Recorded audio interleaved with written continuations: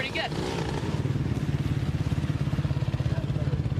I'm proud of myself, guys. Well, your gear's clean. I know, right? I didn't even race today. Woo! It's a little muddy out there. A little bit, just a tad. Just a tad. Now I'll tell you what, them boys later, you guys are in for a show. It ain't that bad. I've seen worse. Everybody's seen soft, aren't they? Yeah, it ain't tough enough.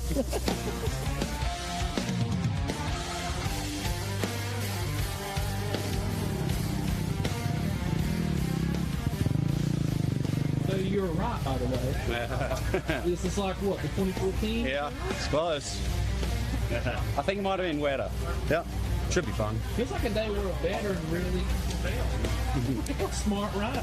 I will see. I don't like to just rely on my veteran skills. I like to think that I actually still have some skills. You got it. So we'll see. George? Hi.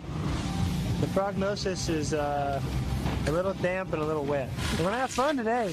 Yeah, fun. Good day to have a good day, ain't it? It looks good though. I like the mud. I got long legs, so paddle through it. Paddle through it. Just about ready to roll now here at the Specialized General GNCC. But I'm going to ask you one more time. Hey, you sucked it up. You're bracing it in the mud and the rain with us. Are you ready to go? GNCC racing! 10 seconds for row number 1, the XC1 Pro. Oh, the 342 and cranked along. He's got it. Grabs a whole shot and early lead. 10 seconds. The 347 of Evan Smith grabs a whole shot, but man, does he have company. It's a tight one.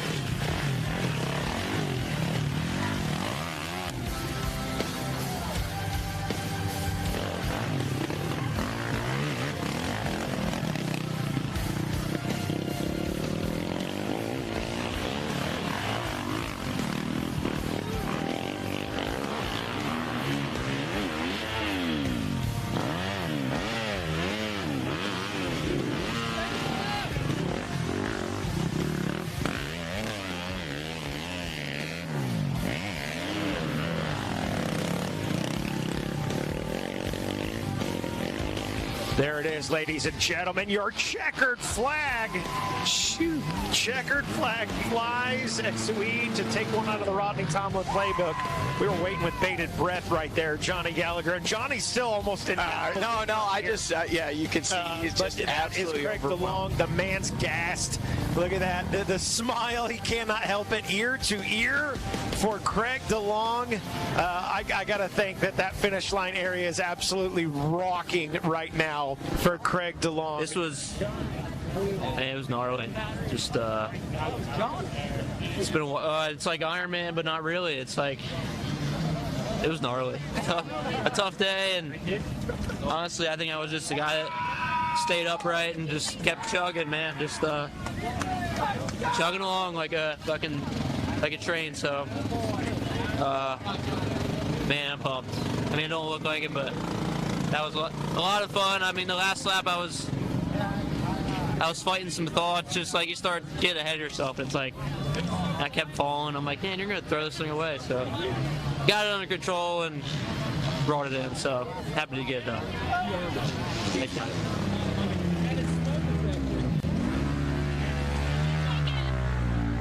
Thank you.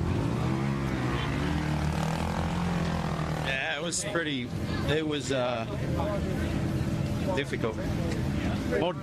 More difficult than the normal mud race. Like the clear cut sections. I don't know, the water must have just sat in behind the roots and it just dug out, so you didn't know when you were going to hit a deep hole. And I don't know, it's kind of fun. I wish I could have kept my seat got real slippery. I think if I kept it from getting that so slippery, it would have been more enjoyable. But I was able to keep my goggles on for the most part, except for the end of the third lap or something. I ran out of tear-offs, and but other than that, man, it definitely a survival race today. Congrats to Lazy Days, man. It's your first win's always special, so it's cool. Thanks. Yeah, a little bit of chaos, but part of it. The track got brutal out there, got really wide, and tried to make a run. I was feeling good up front, and we just had some chaos in the pits, and then followed it up with the bike started shutting off with about a lap and a half to go, and started losing positions, and just happy to finish, happy to get points on a day like today. You know, I got some early signs that, and with Ricky's bike smoking, I was like, man, it could go at any minute. So part of it, but that's racing, and you know, it is what it is. Good job, Paul. Muddy. Yeah, no, you just had to not rush anything. That's what I found. It's all good. If someone's catching, just don't worry. Just get through that next mud hole clean, and you'll be all right. Yeah. There were no style points. Ladies and gentlemen, make some noise for your XC1 Pro Podium here at the General GNCC. And these guys had to earn it today. The conditions not favorable. I was about to say, you're going to have to make more noise than that. These guys are working hard. Thank you, Cody. I hear you over there.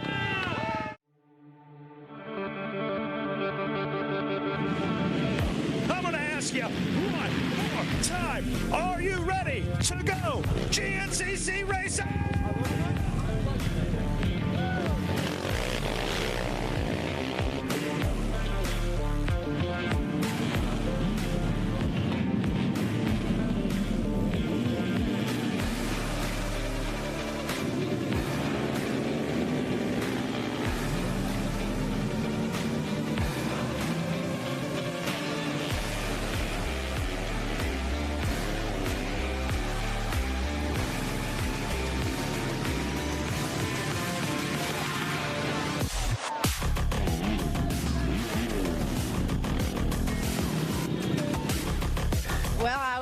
I only beat her by a second, and less than a second, so we'll see how today goes.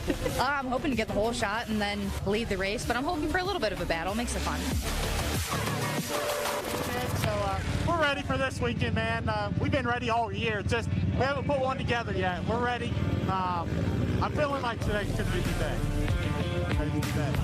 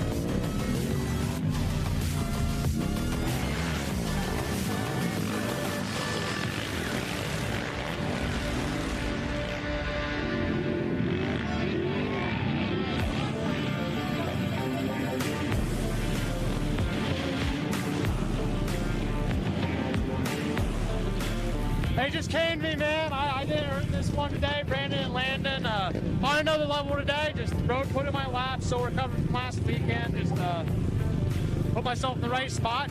To finish first, you must first finish. So here we are. Had a rough couple of starts to the last 2 rounds, and this round I had a horrible start. It was 4th almost the whole race, and we went into the last lap 2nd, and I knew I had to get around Tracy or I wasn't going to get the win, but we got her done in the field section. We're excited.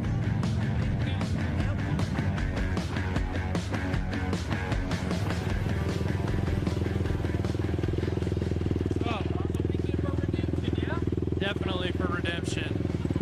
Still a little upset I wasn't able to go out last weekend, but got to make up for it today and try and put her in the center of the box. I totally missed the setup in Big Buck. I tried a little bit of change with my machine, and I think I got it figured out now. So I like this track. A little bummed they clear cut all these trees down, but same dirt. I think it'll shape up pretty good. We'll see. Good luck today. Thanks, buddy. I'm ready to rock. Yeah. I look good? Yeah. I feel good. I appreciate it. There we go. I'm going to ask you one more time. Are you ready to go GNCC racing? 10 seconds for round number 1, the XC1 Pro. And we're off. Oh, Hunter Hart with a good drive up the inside. Is it going to turn into a hole shot? How about it? The number 3 of Hunter Hart grabbing the hole shot in the early lead for the XC1 as we turn our attention now to the XC2 Pro-Am. That's going to be the 5-1-2 of Lane McCormick grabbing the hole shot and early lead in the XC2 as we turn our attention now to the College A 16-19.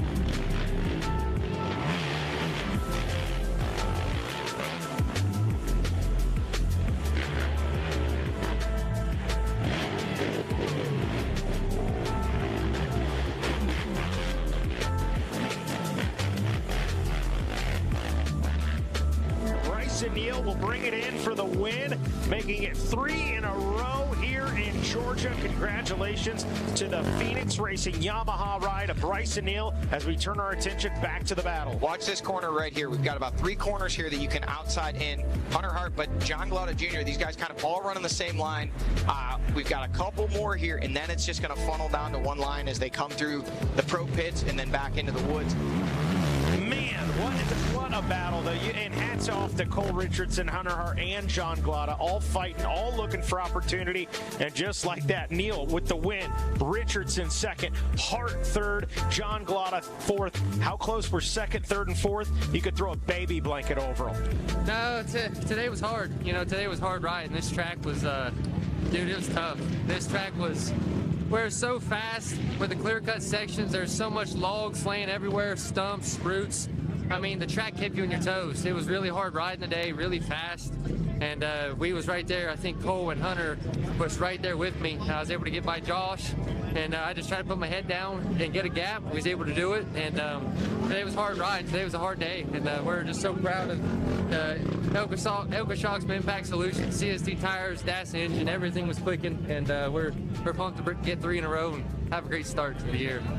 Hey, Dad, what's for dinner tonight? He wants to know. Where you taking me for? Whatever you want. I guess we're eating steak. Or Mexican. There we go.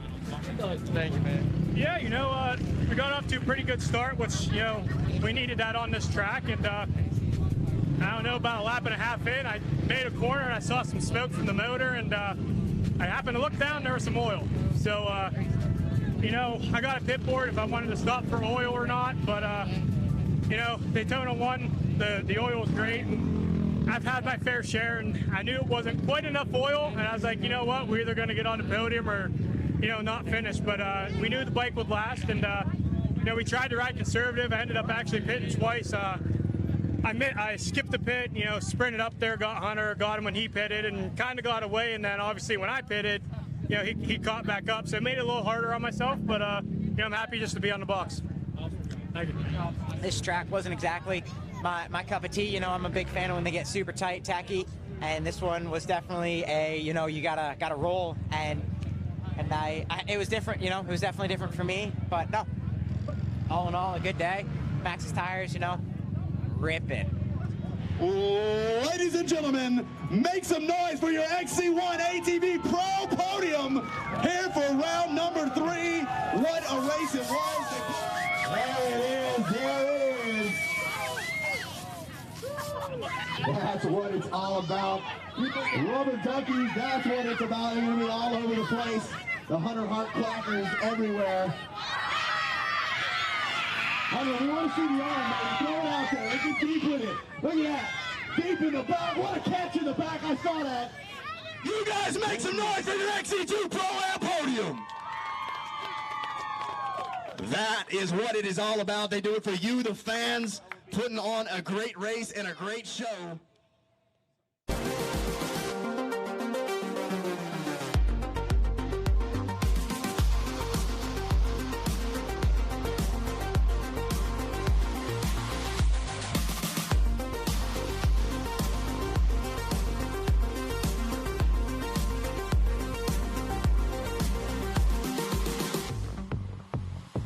Well, after 2 weekends off, GNCC has returned to Racer TV, and we have got a great one in store today. ATVs, Brycen Neal trying to stay perfect, a perfect 3 for 3 to start the year. Can he keep the ball rolling here at the Tiger Run GNCC? We've seen some incredible battles behind him. Hunter Hart and Cole Richardson going back and forth. Will there be more of that here today? And it's time. It is time. John Glada has got to step up. He knows it. He's been disappointed. He has not been on that podium yet this season. Mark my words. Today is the day we see John Glada on the box. All that and more starts now on Racer TV.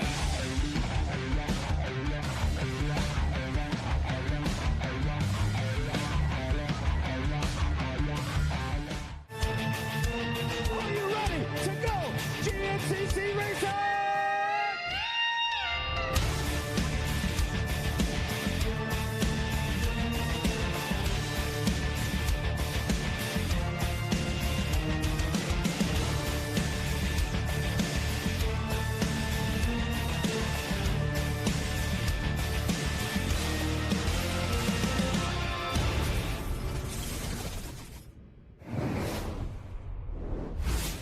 Good afternoon and welcome to round number 4 of the 2023 Grand National Cross Country Racing Series presented by Specialized, an AMA National Championship. We are back at the Big Buck property, but this time, Johnny, it is the Dunlop Tiger Run GNCC, man. And we had a couple of weeks off. We had a little bit of an extended break in between last round and this round.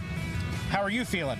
Ready to go. You know, anytime you come to a GNCC property, especially one as storied as this, you got to be amped up and ready to roll. It's been what you might call a long break, 3 weeks as opposed to our normal 2. So everybody had a little bit of time to get home, regroup, kind of configure themselves and get ready to go all out again here at the Tiger Run GNCC. Well, let's talk racing. Brycen Neal, he's been out of this world. The man's just been unstoppable. He's won all 3 of the first events and really showing no signs of slowing down, Johnny. Somebody's got to step up and challenge this man. We're going to sound like a broken record we here. are. For anybody that's watching these openers, we keep talking about who's it going to be? Who's going to step up? Is it going to be Hunter Hart? Is it going to be Cole Richardson? Is it going to be somebody else? Wyatt Wilkins showing flashes of brilliance. Josh Merritt, obviously Jared McClure, the usual contenders all up there. But the reality of it is right now, Brycen Neal completely on a level of his own. Nobody able to match him. Will this be the weekend that somebody else is able to do it? John Glada Jr. showed excellent speed here. We were here about 5-6 weeks ago for round 1. You know, this is a place he rides well. Look to keep on eyes on him for tomorrow. I can't help but think the same thing with Glada. Glada is just that guy that's coming on, and he just keeps barely falling short.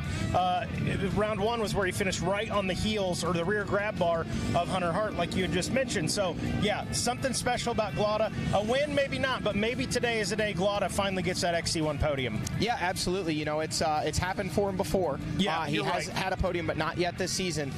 You know, he's been 4th twice, and I look to have him up there in the mix, but you can't count out Cole Richardson. He's been solid. Hunter Hart right there, but again, like we talked about, Brycen Neal just seems to have that little bit extra that allows him to get that gap. Once he gets it, nobody else is able to reel him in. So if nothing else, hey, we might be watching some history. He is slowly inching up toward Bob Sloan, the Iron Man himself. So definitely some storylines this season. Johnny, XC2, Steve Harrell, what Brycen Neal's doing in the XC1, Stephen Harrell is doing in the XC2. Absolutely. He's been undefeated thus far in 2023. Had some serious challenges, though, at round 3. Actually, Brandon Owens led the race up until, if I understand correctly, the final miles, and it was a small bike problem that set him back just enough, allowing Stephen Harrell, who was climbing and clawing through the pack all day long from a bad start and a rough first hour or so, getting himself up into position to capitalize on the issue that Brandon Owens had at the end of the race and was able to grab the win. Lane McCormick, first podium there in 3rd. You know, a longtime standout youth rider and amateur rider, moving up to that XC2 class this year, and it took him only 3 rounds to find himself on the podium. Yeah, that's right, Johnny. And boy, we've got a great race today. Hey, you've heard Johnny and I talk about it, but we had a chance to catch up with the red-hot rookie himself, Wyatt Wilkins. We'll throw it down with Jackson Burrell and WW. All right, thanks, guys. I'm down here with Wyatt Wilkins. Wyatt, you've pulled some hole shots this year. You've been off to a great season. Tell me about it. Yeah, man, we're 3 rounds in. It's going really well. We're back here at Big Buck, a.k.a. Tiger Run. I like this place. I went and checked the track out. It's looking primo as long as this rain holds off. If it does come in the morning, it's still going to be a good day, but we're ready to roll. All right, good deal. So you're ready for the mud? No, I'm not ready for the mud, but if it happens to be that way, then I'll be ready, just not right now. All right, good deal, guys. You heard it first. Wyatt Wilkins. Well, Johnny, the rookie's hungry. Wyatt Wilkins, he's checking all the boxes. He's doing everything right. He's got the whole shot. He's fought with some of the front runners. He's doing all those right things. Maybe he's a podium guy today. We'll have to wait and see. But hey, in the meantime, we're going to throw it to Jared Bolton with a Yamaha course description. Well, thanks, guys. Welcome back to the Big Buck Farm once again for the Tiger Run GNCC. And I know what some of you are thinking. Oh, it's going to be the same thing they rode a month ago. Well, guess what? Yeah, it is absolutely not the truth. The crews worked really, really hard this week. This thing is overwhelming majority of it is way different than what we rode for the Big Buck. For the motorcycles, there's a lot more single track out there this time. It's going to tighten things up even more for those guys. Tight sections for the quads. Overall, it's going to be a little bit slower course than what we rode for the Big Buck, and that's due in part that it gets green in a month. And you'd be blown away at how much different it changes in just a few weeks here. Overall, we've stayed off about 80% of the Big Buck course, put in some sections that we haven't used in several years, rode some stuff that we didn't use at the Big Buck, and overall, this is a beautiful race course. The riders are going to love it. The spectators are going to love it. Even though, yes, we're not doing the big hill climb. We got to save that for the big buck. That's the big buck hill, not the Tiger Run hill. Overall, beautiful weekend for racing. Can't wait to see how it all unfolds. Back to you guys. All right, thanks, Jared, for a preview of what our riders are going to be facing today. We're going to let Mikey head off to the starting line to do some 10-second calls, and we're going to check in with a word from our sponsors.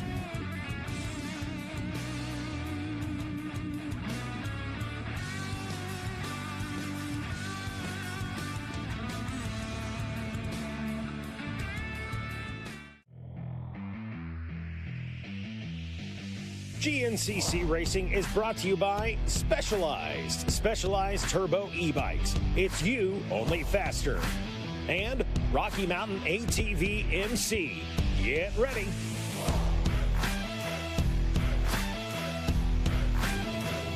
And want to welcome everybody out there watching at home and out and about on RacerTV.com. Welcome to round number 4 of the 2023 Grand National Cross Country Racing Series presented by Specialized, an AMA National Championship. We return to the Big Buck property here for this, the Dunlop Motorcycle Tires Tiger Run GNCC. And as we welcome you at this time, ladies and gentlemen, we ask you, please remove those hats and cross those hearts as we honor the greatest nation in the world with the playing of our national anthem.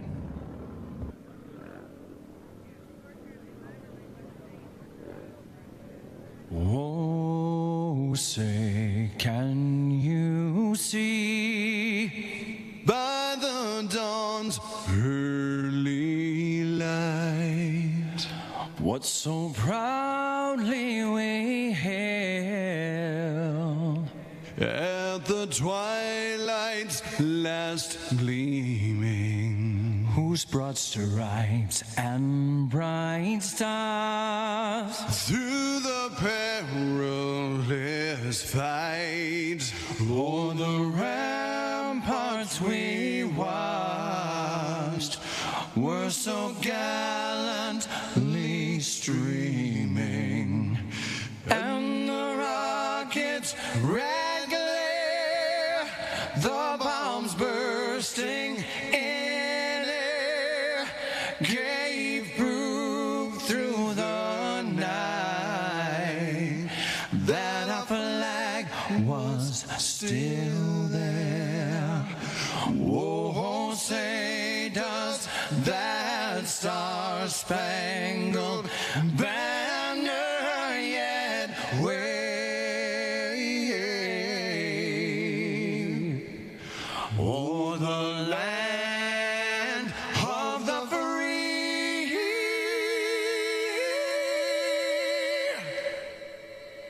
and the home of the brave.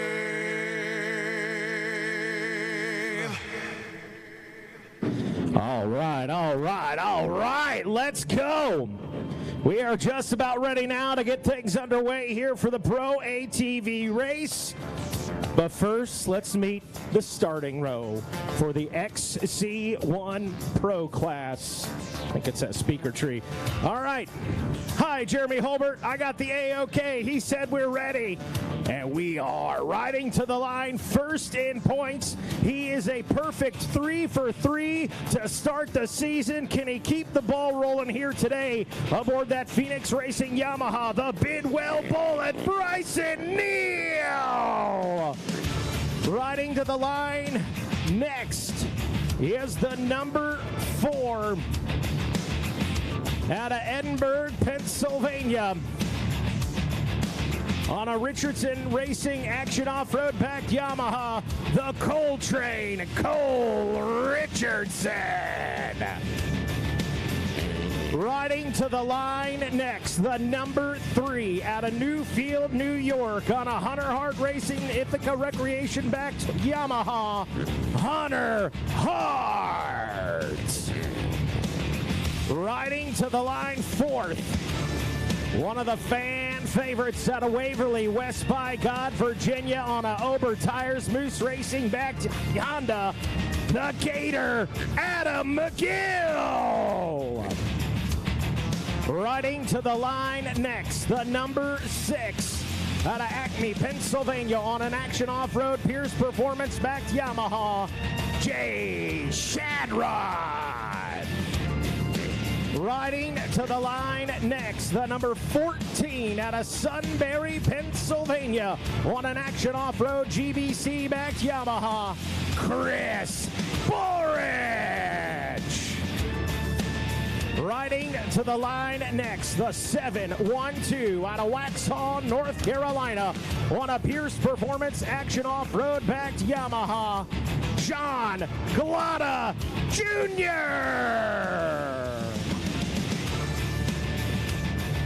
Riding to the line next, they call him a rookie. Somebody needs to tell him that's what he is, because he sure ain't acting like it. The 621 out of Hillsboro, Ohio on an SBR GBC backed Yamaha, Wyatt Wilkin. Riding to the line next, the 703 out of Petersburg, Indiana on an Action Off-Road Maxxis backed Yamaha, Austin Abney. Riding to the line next, the number 9 out of Pennsylvania on a JMR GBC backed Honda, the Cobra, Jared McClure. Riding to the line next, the number 11 out of Akron, Ohio on a B&R Motorsports GBC backed Yamaha, Josh Merritt. And last but certainly not least, the 714 out of Pittsburgh, Pennsylvania on a Bulletproof Doors B&R backed Yamaha, Ronnie Rush. And that, ladies and gentlemen, your starting row for the XC1 Pro Class here at the Dunlop Motorcycle Tires Tiger Run GNCC.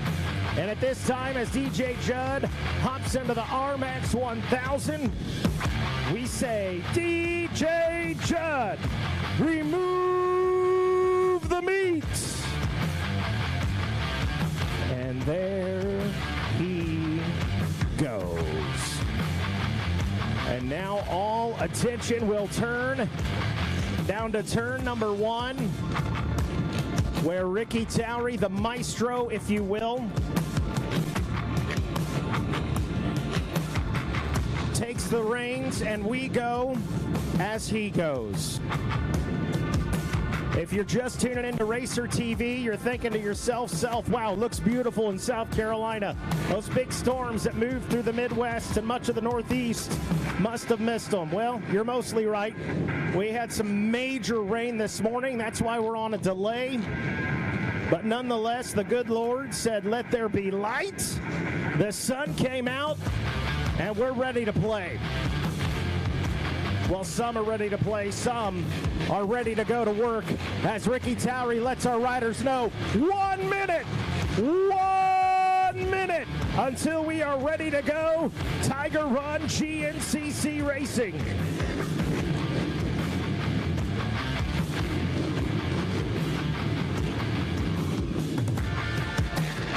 As Ricky Towery goes through the motions now, and he looks down at the watch, and he will let us know with the start procedure. Here we go. Shut him down, shut him down, shut him down, shut him down. As we are just about ready to roll now here at the Tiger Run GNCC. Shut him down. And I gotta ask you, South Carolina, are you ready to go GNCC Racing? Oh, that's pretty good, but by God, this is the Tiger Run GNCC. I want to hear some Eye of the Tiger. Are you ready to go GNCC Racing? 10 seconds for row number 1, the XC1 Pro.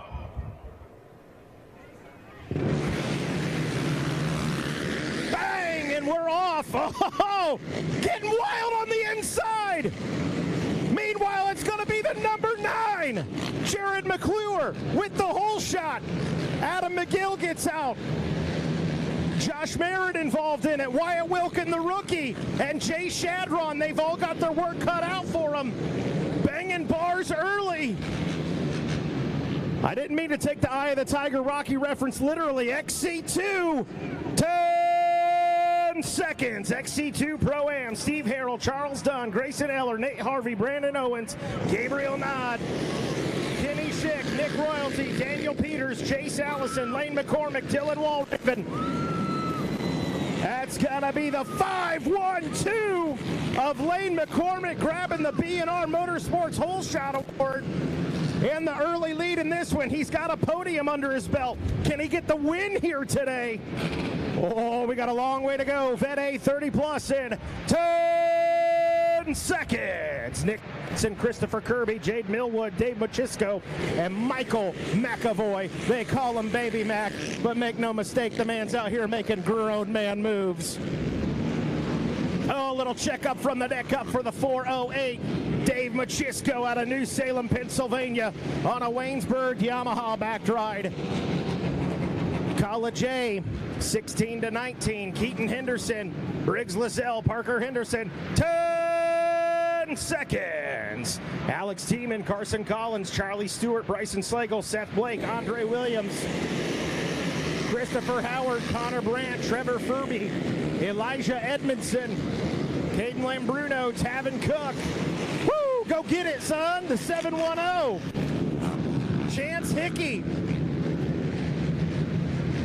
Chance Hickey grabbing a whole shot and early lead right there. Here we go. Junior A 20 plus. Seth Wilson, Henry Moore, Colton Kushta, as well as Dalton Keys, Riley Steck. 10 seconds. William Wallace, Justin Miller, Alan Daniels, Alex Elioff, Matt Smith, Logan Case, Todd Fiddler, as well as Wildon Walden, Colin Brooks, Zach Knight, Travis Blanish, Hunter Johnson, Devin Masters. Woo, getting squirrely. And, ooh, that was close between the 805 and the 427. Corey Vandelinder and Todd Fiddler, wheel to wheel through the hole shot. 10 seconds. Senior A 40 plus. Brad Whitehead, Todd Muscala, Derek Hart, Michael Hayes, Dirk DeSerci, TJ Barrett, Zachary Phillips, Chris Conklin, and Ronald Varndell. Oh, look at that side-by-side battle. Ooh, that was close. I'm going to give it to the 030 of Brad Whitehead, at least from my angle.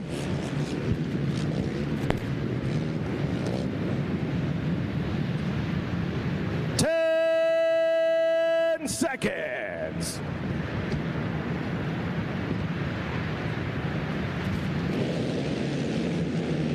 That B 30 plus right here. Tyler Griffith, Dustin Briscoe, David Kite, Ken Bauer, Ben Lohman. Out front, the 423 of Dusty Gatos out of Elizabeth, Pennsylvania, aboard the Yamaha, grabbing the whole shot and early lead there. Here we go, College B, 16-18, William Whitty, James Berger, 10 seconds. Bryson Bellamy, Alex Goss, Hayden Hunter, David Witt, Isaac Hart, Peyton Wilson, Ryan Hendershot, Jack Neely, as well as Denton White, Tate Long, Nick Daring, Nick Froman, Nate Blanchard, Aiden Jones, and Cody Whitaker. Who wants it more? The 420 of Denton White out of Manchester, Ohio on a Young Cycle Works and LS4 Fibers back ride.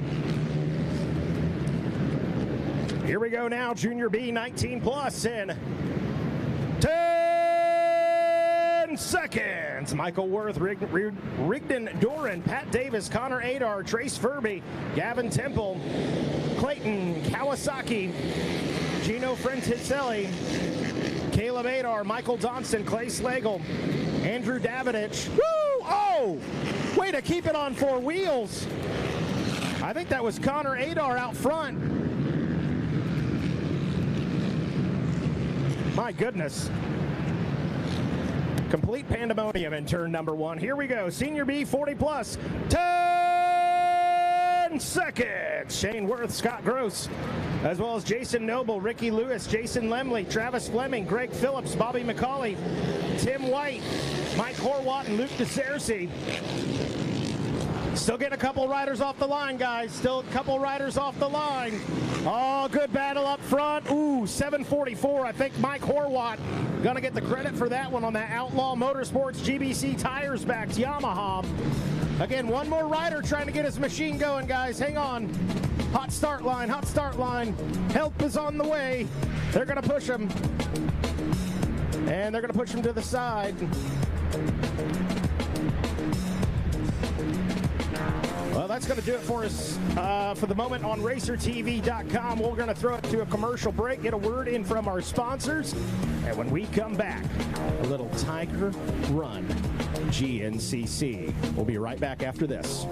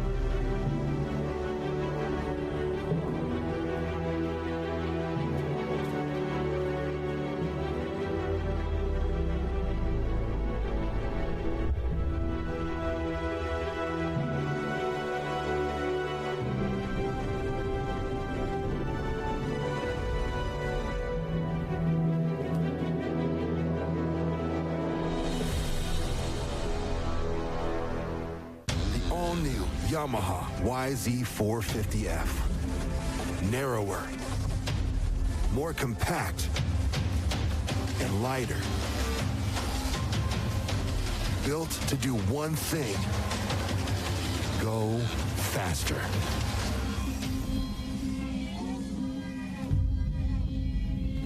Flexible financing options offered directly through Yamaha are available. See your local Yamaha dealer today. Born of family values and a homegrown work ethic, Cometic Gaskets seals your machine so you can focus on the finish line. Cometic Gaskets are the competitive standard for racers who demand the very best. Cometic Gaskets are constructed from superior materials designed to perform in the most demanding environment. Whether it's championships on the line or a day in the dirt with friends, professionals and enthusiasts depend on Cometic. Cometic Gaskets, sealing championships since 1989. AMSOIL runs on freedom and has since 1972. We punish our products firsthand in our world-class laboratories and beyond, because some things can't be learned from a test tube. Run with us.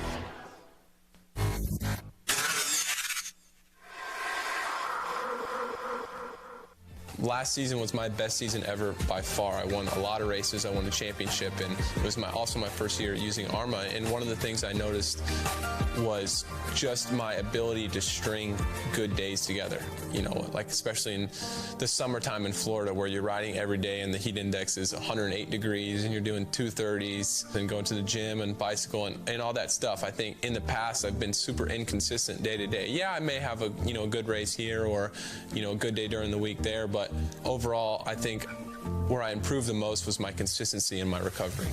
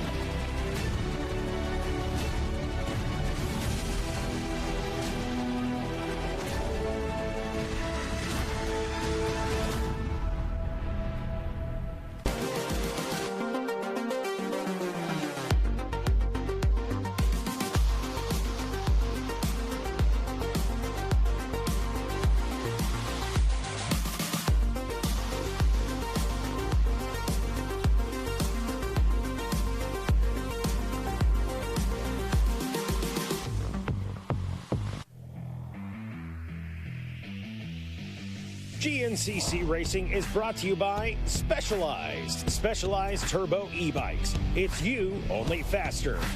And Rocky Mountain ATV MC. Get ready.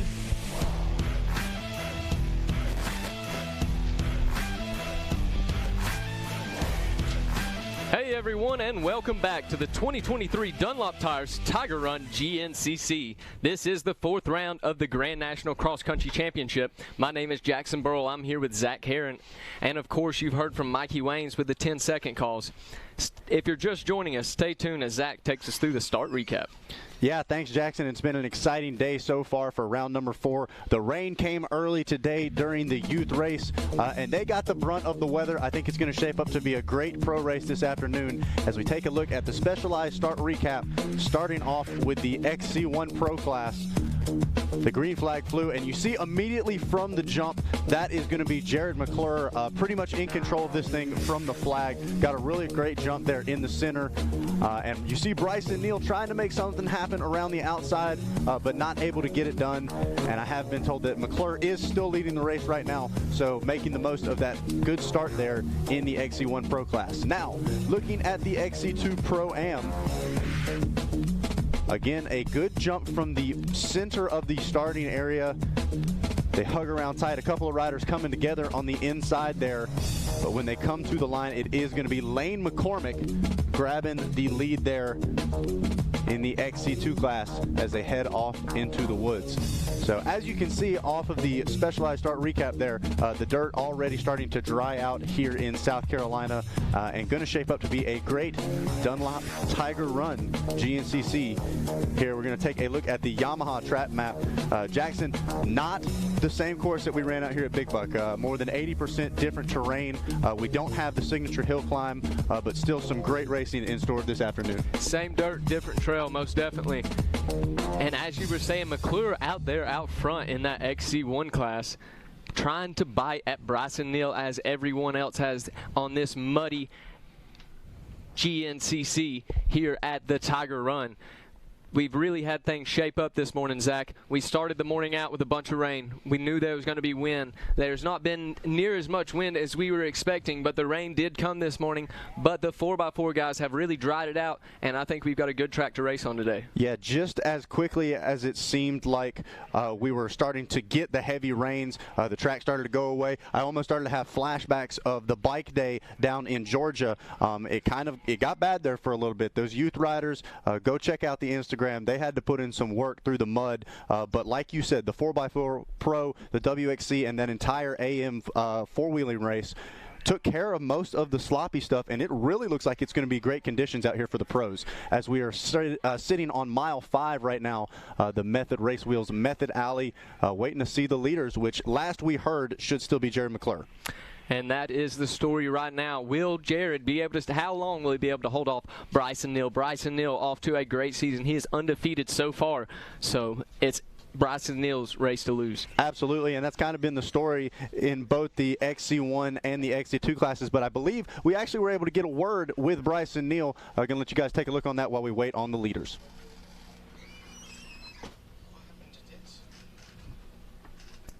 Thanks, guys. I'm here with the man himself, Brycen Neal. Brycen, going 3 for 3 so far. How does it feel going into round 4? It definitely feels good for sure. You know, got a lot of great people around me, a lot of great sponsors to keep this program rolling. So just to go out and be able to get the job done and put a smile on everyone's face and, you know, give the tip of the hat to all the hard work we put in this winter. It's been great. So, you know, we've had a nice little 3-week break. We've enjoyed it and stay working hard and hopefully come out here and keep this ball rolling. Well, Brycen, even though you've been out front, is there anything y'all were working on, anything you're trying to refine? You know, there's always stuff you're working on, but, you know, for the most part, just trying to keep the rope tight, you know, try not to change nothing and just try to keep pushing forward and, you know, working hard. So that's about all we can do is just every week is just try to keep doing it. My last but not least question, are you ready for this Tiger Run course, and are you ready for the mud if it comes? Yeah, we're looking at the forecast, and if it rains a quarter-inch before the morning race, I honestly think by the time that they splash out all the holes and they get to the track, it'll be deep and rutted, and there'll be some holes out there, but I think we could see some good racing in the afternoon. The sun comes out and the wind whips up, so, I really love this property. I love Tiger Run every year, the spin that we get racing here twice in the year. Tiger Run, I always like the flow at this place, and biking it just finished up. It looks like it's pretty fast, pretty flowy, so definitely looking forward to getting this Phoenix Yamaha out there on that track. All right, thanks, Brycen. Back to you guys. Yeah, so great to hear from the reigning champ right there, and looking to continue the momentum heading here into round number 4. I would like to welcome none other than Johnny G into the truck.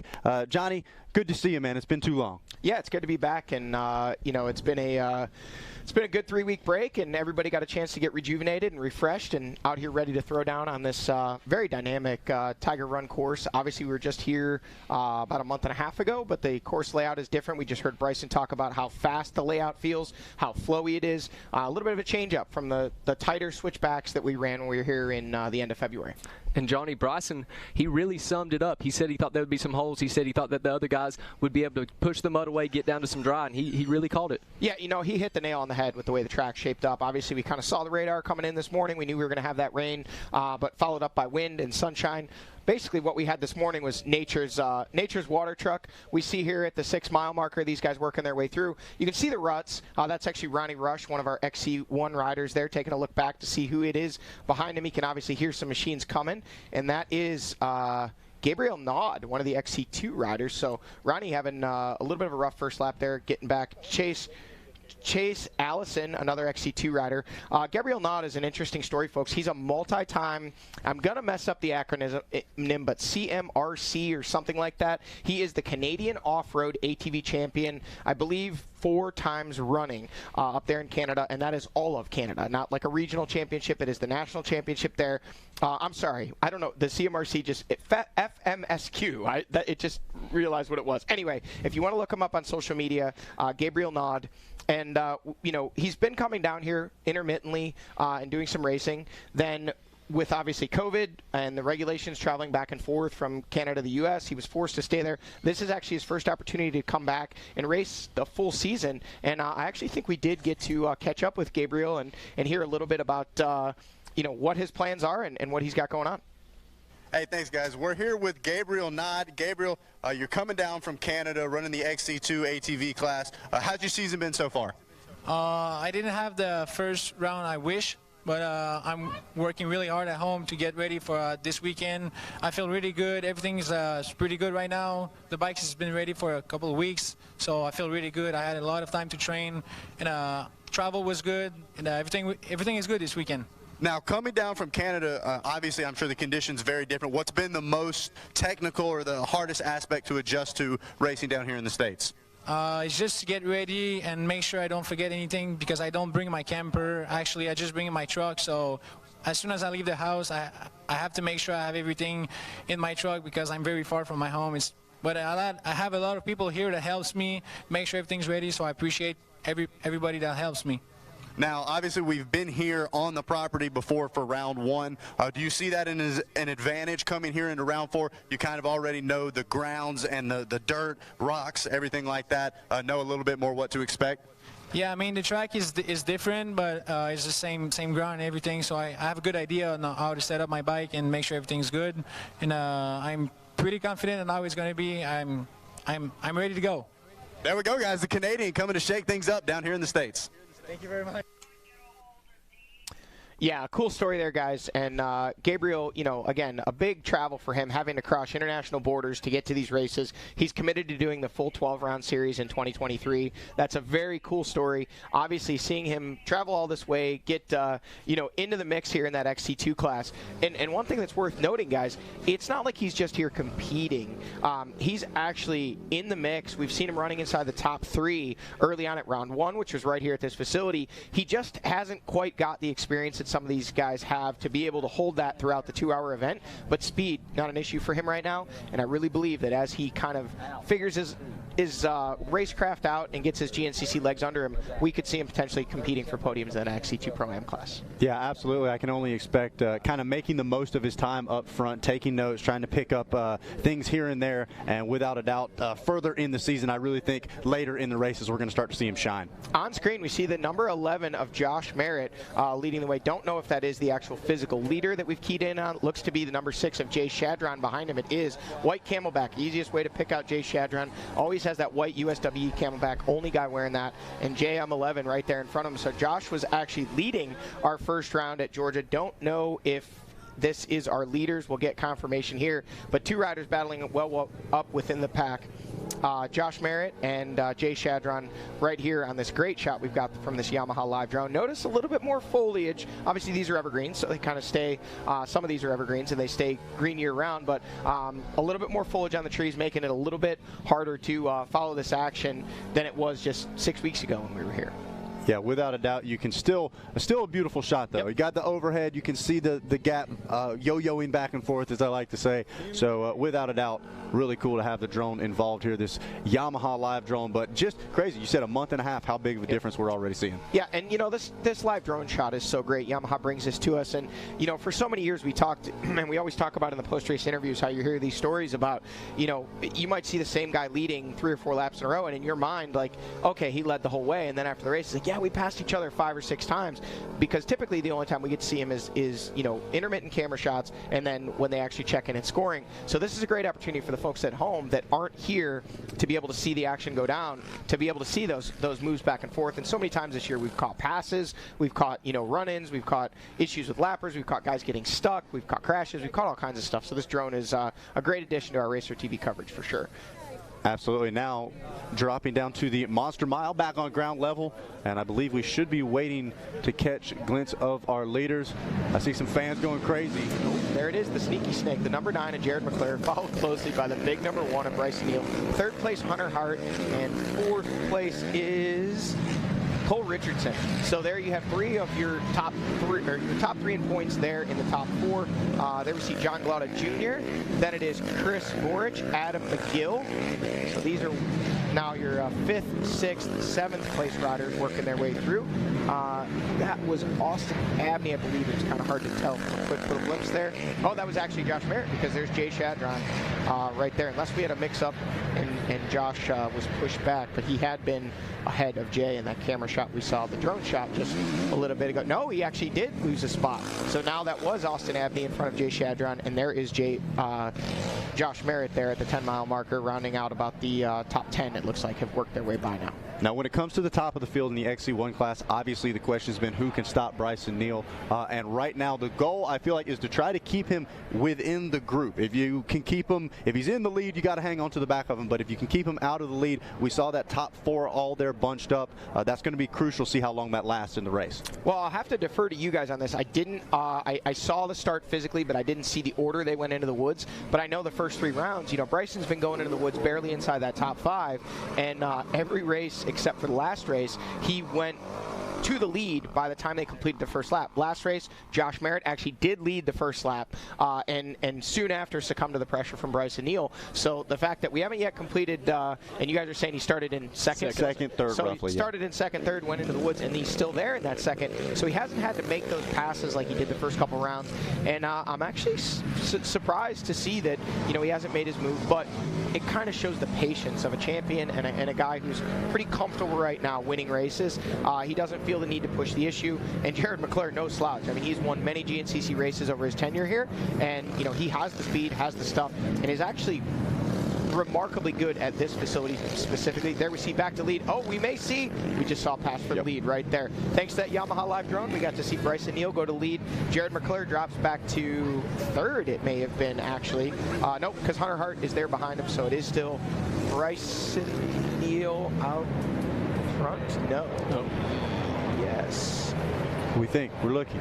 Yeah, yes. I think Brycen's out of the shot, and that is still McClure there in second, and then heavily pressured now by Hunter Hart. Hunter Hart looking impatient, looking like he wants to get around, and we've talked about that. Hunter Hart has said he wants to be on Brycen Neal's grab bar. There is your leader, Brycen Neal. There is Jared McClure. There is Hunter Hart, and there is Cole Richardson.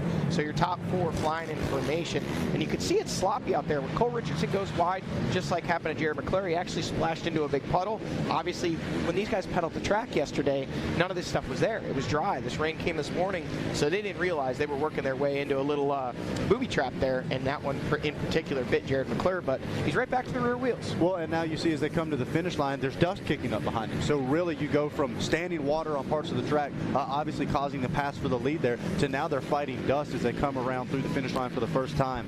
So really getting all kinds of conditions out here. I believe that was Jared McClure that stood the four-wheeler up on 2 wheels there. I thought he was going to hop off the side of it, but is able to hang on to third right now. And yeah, the sense of urgency for Hunter Hart you saw as soon as he saw Brycen Neal make the move.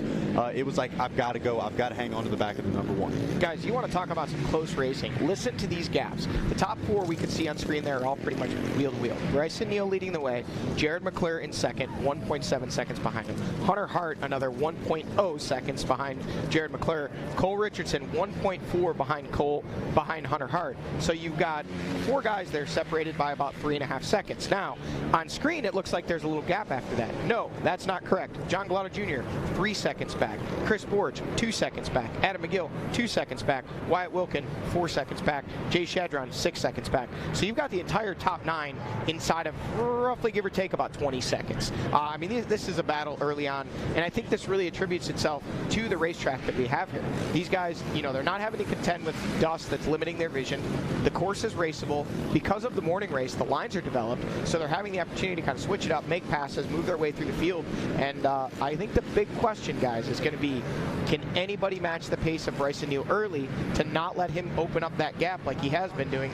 And unfortunately, as I'm saying that, guys, it's starting to happen. Well, and it seems like when Brycen Neal makes the pass, he's never put on defense. He makes the pass, he stays on offense and keeps pulling away. Hunter Hart, he made a pass, and then it seemed like he was immediately playing defense to try to keep Cole Richardson or Jared McClure from making the same pass on him right after. Oh, there we go. One right there. Hunter Hart into second and relegating Jared McClure back to third there. You can see the Hunter Hart runs a very unique style camelback, and it's a very tiny little one that he zip ties to his chest protector. He just made the pass there. Now you're starting to see Cole Richardson getting impatient, wanting to put pressure on Jared McClure. So as quickly as things seem like they're sorted out, things change up. Jared McClure looking comfortable in the lead. One little push wide in a corner drives it into a mud puddle. Next thing you know, he's now fighting to hang on to third with pressure from Cole Richardson. Well, and Johnny, it seems like that race line really developing well, but just outside of that, left or right, you can run into some thick stuff and really have issues. Yep, you can see that gap already starting to open up. There is Cole Richardson still putting the pressure on, and now the rest of these guys working their way in and through the pro pits. But man, Brycen Neal turning on the afterburner, starting to open up the gap, and these guys need to get on the stick if they're not going to let him get away. Man, that's we're coming through the GBC Tires pit stop here. Looks like Jay Shadron. That was Austin Abney that just went through. And again, those guys still only about 20 seconds out of lead. We should be waiting and watching for Chris Borch. He should be the Chris Borch already came through. Shadron, and then there's a bit of a gap back to Josh Merritt, who might have had an issue there, because as we saw on the Yamaha Live Racing drone, we did see he was ahead of Jay Shadron, and then looked like all at once he kind of lost the position and this gap that we're seeing right now. So Jay Shadron rounding out the Josh Merritt rounding out the top 10. 11th overall, XC2 leader Lane McCormick putting in work, getting that hole shot I heard you guys talk about. He had a big hole shot too, man. He was quick off the line, and so far making it stick. He's leading the way. 1.5 seconds over second place rider who's perfect on the 2023 season so far. Stephen Harrell there in the second place position, and Brandon Owens 1.4 seconds behind him. So top 3 in XC2 wheel to wheel here at the completion of lap number 1. Yeah, it's been so funny. You look at the season as a whole, we've got 3 different winners as far as on the bike side, but then when you look at the ATVs, we got 2 dominant riders out front in both the XC1 and the XC2 with Brycen Neal and Stephen Harrell. So really going to be interested to see how long that lasts, because we're looking at possible 4-for-4s in both classes. And guys, I have to think this is the crunch time of the season. We're over a quarter of the way through it already. So now's the time, before they run off with the points, somebody's going to have to do something if they want to stay in that fight. Yeah, absolutely. You know, and I think to me, those two classes have shaped up just a little bit different. You have a 3-time winner in each class, but Brycen Neal has really kind of distanced himself from the field. Stephen Harrell has been in a battle with Brandon Owens nearly every race, and Brandon actually was in the position to win that previous race and had some type of mechanical. But that said, that's part of racing. And Stephen Harrell, hats off to him for being there to capitalize. And you can't say enough about how hard he fought last race. If we think back to last race, Stephen Harrell, terrible start, bad first hour of the race, was way behind, looking like he might even not get a top 5, and just kept digging and showing why he is, at least right now, undefeated, championship points leader, and in the driver's seat for this 2023 XC2 championship. He was able to capitalize on that miscue or bike issue on the last lap and grab that win in that XC2 class. Yeah, when I talked to him on the podium, that's exactly what he said. He knew he couldn't quit. Basically, that's what it comes down to. He's going to push all the way to the finish line, and I think he wants to keep this streak going as long as he can. Whoa, look at this, folks. Is this Hunter? Has Cole Richardson gotten around Hunter Hart? Hard to tell here, but they're telling us this is the battle for second, and that is definitely Hunter Hart, the rider behind. He was ahead of Cole Richardson last we knew and last we saw. So unless he is caught up to Brycen Neal, and that actually is the battle for the lead, which they're telling us it is not, it looks like Cole Richardson may have made the pass on Hunter Hart.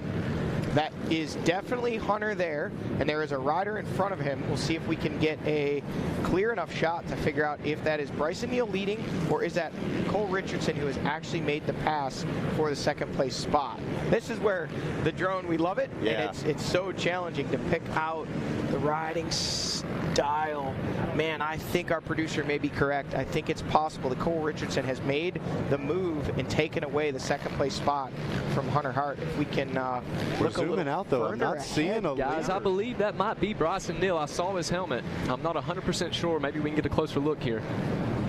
Yeah, those guys were all together. We mentioned, you know, you had essentially 4 riders inside of 3.5 seconds. Brycen looked like he was starting to stretch it out, but at least from what we're seeing on screen, Hunter Hart is in a battle over what we're being told is second. Man, I'm having a hard time getting a clear enough view.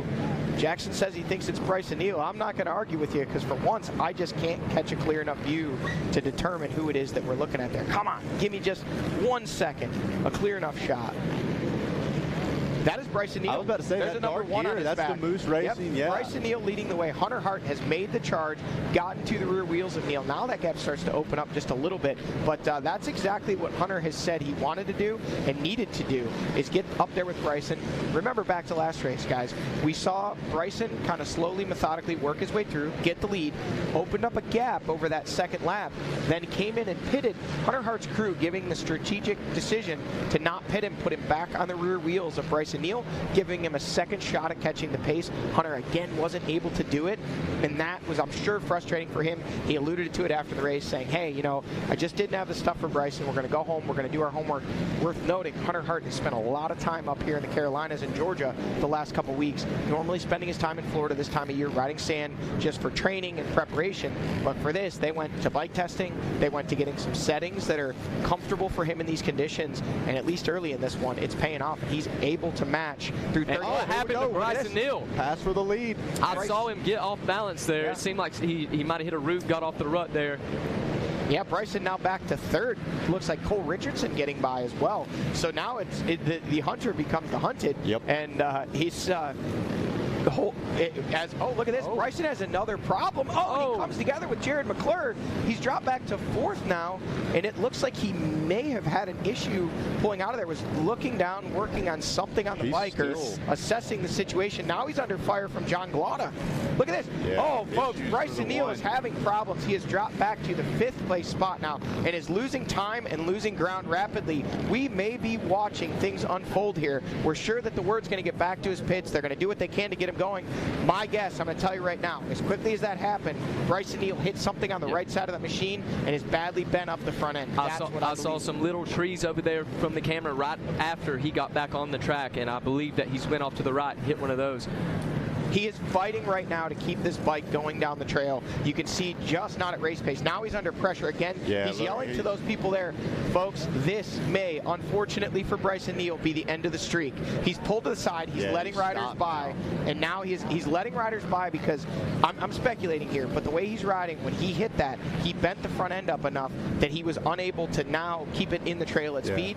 They're going to have to come in, make a front end adjustment, and guys, I'm going to go out on not that much of a limb here and say Brycen Neal's streak is over. That was it. We watched it happen on live TV. That one, we all said it was going to come down to the mistake, the incident, the crash, something, and what ultimately really didn't look that bad on the camera shot looks to be extremely detrimental as he continued. You can just see something not working along. Yeah. And here's the thing, taking into consideration where he's at on the track. He is on his way out, heading away from the GBC Tires pit stop area, so he has two options here. He can either abort this lap, work his way back, but then he has to travel back all the way to the pits, get this machine fixed, if that is even possible. We're assuming they can make the adjustments and get him back on course. Now he's even under pressure from Jay Shadron, so that's all the way back to 9th place. He is in danger of falling right now. He pulls over, lets Shadron by. This is it. He's leaving the course. He's going to go back to the pits to try to repair this. Now the entire day changes for these guys because now they're battling for a win, and for Brycen Neal, this is no longer about a win. That's off the table. He's not winning this race today. What is possible is for him to try to get as deep up into the top 20 as he can by the end of this race. If they're able to get that machine repaired and get himself back into a points-paying position, realistically, that is going to be a tall task, and we could potentially see, we'd have to do the math, but is second place, I believe, Hunter Hart right now in the points, is he within 20 points of Brycen Neal? Yes, so it's Cole Richardson sitting in second place with 71 points and Brycen Neal leading the way with 90. So technically, Cole Richardson wins this race. He's your new points leader by 1 point. If, guys, big speculation here.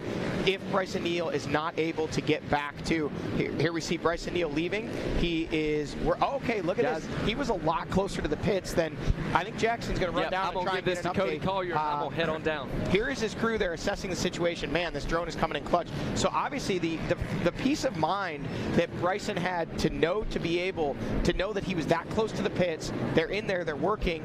We'll get an update as to exactly what's going on with this machine, but something in the front end of this machine, they're working on trying to get something straightened out. Whoa, broken ball joint, folks. Broken ball joint on the front of that machine. Look, even Neal, Brycen getting involved there, power tools and everything. See the wheel flopping around? It's either a ball joint or a flag on that has broken. The wheel is just flopping around, and they're trying to figure out what are they working on. We're bringing in the 4x4, taking a second place this afternoon. Cody Collier. Cody, you've been out there a lot sooner than we have. What's it like out there? What's he going through?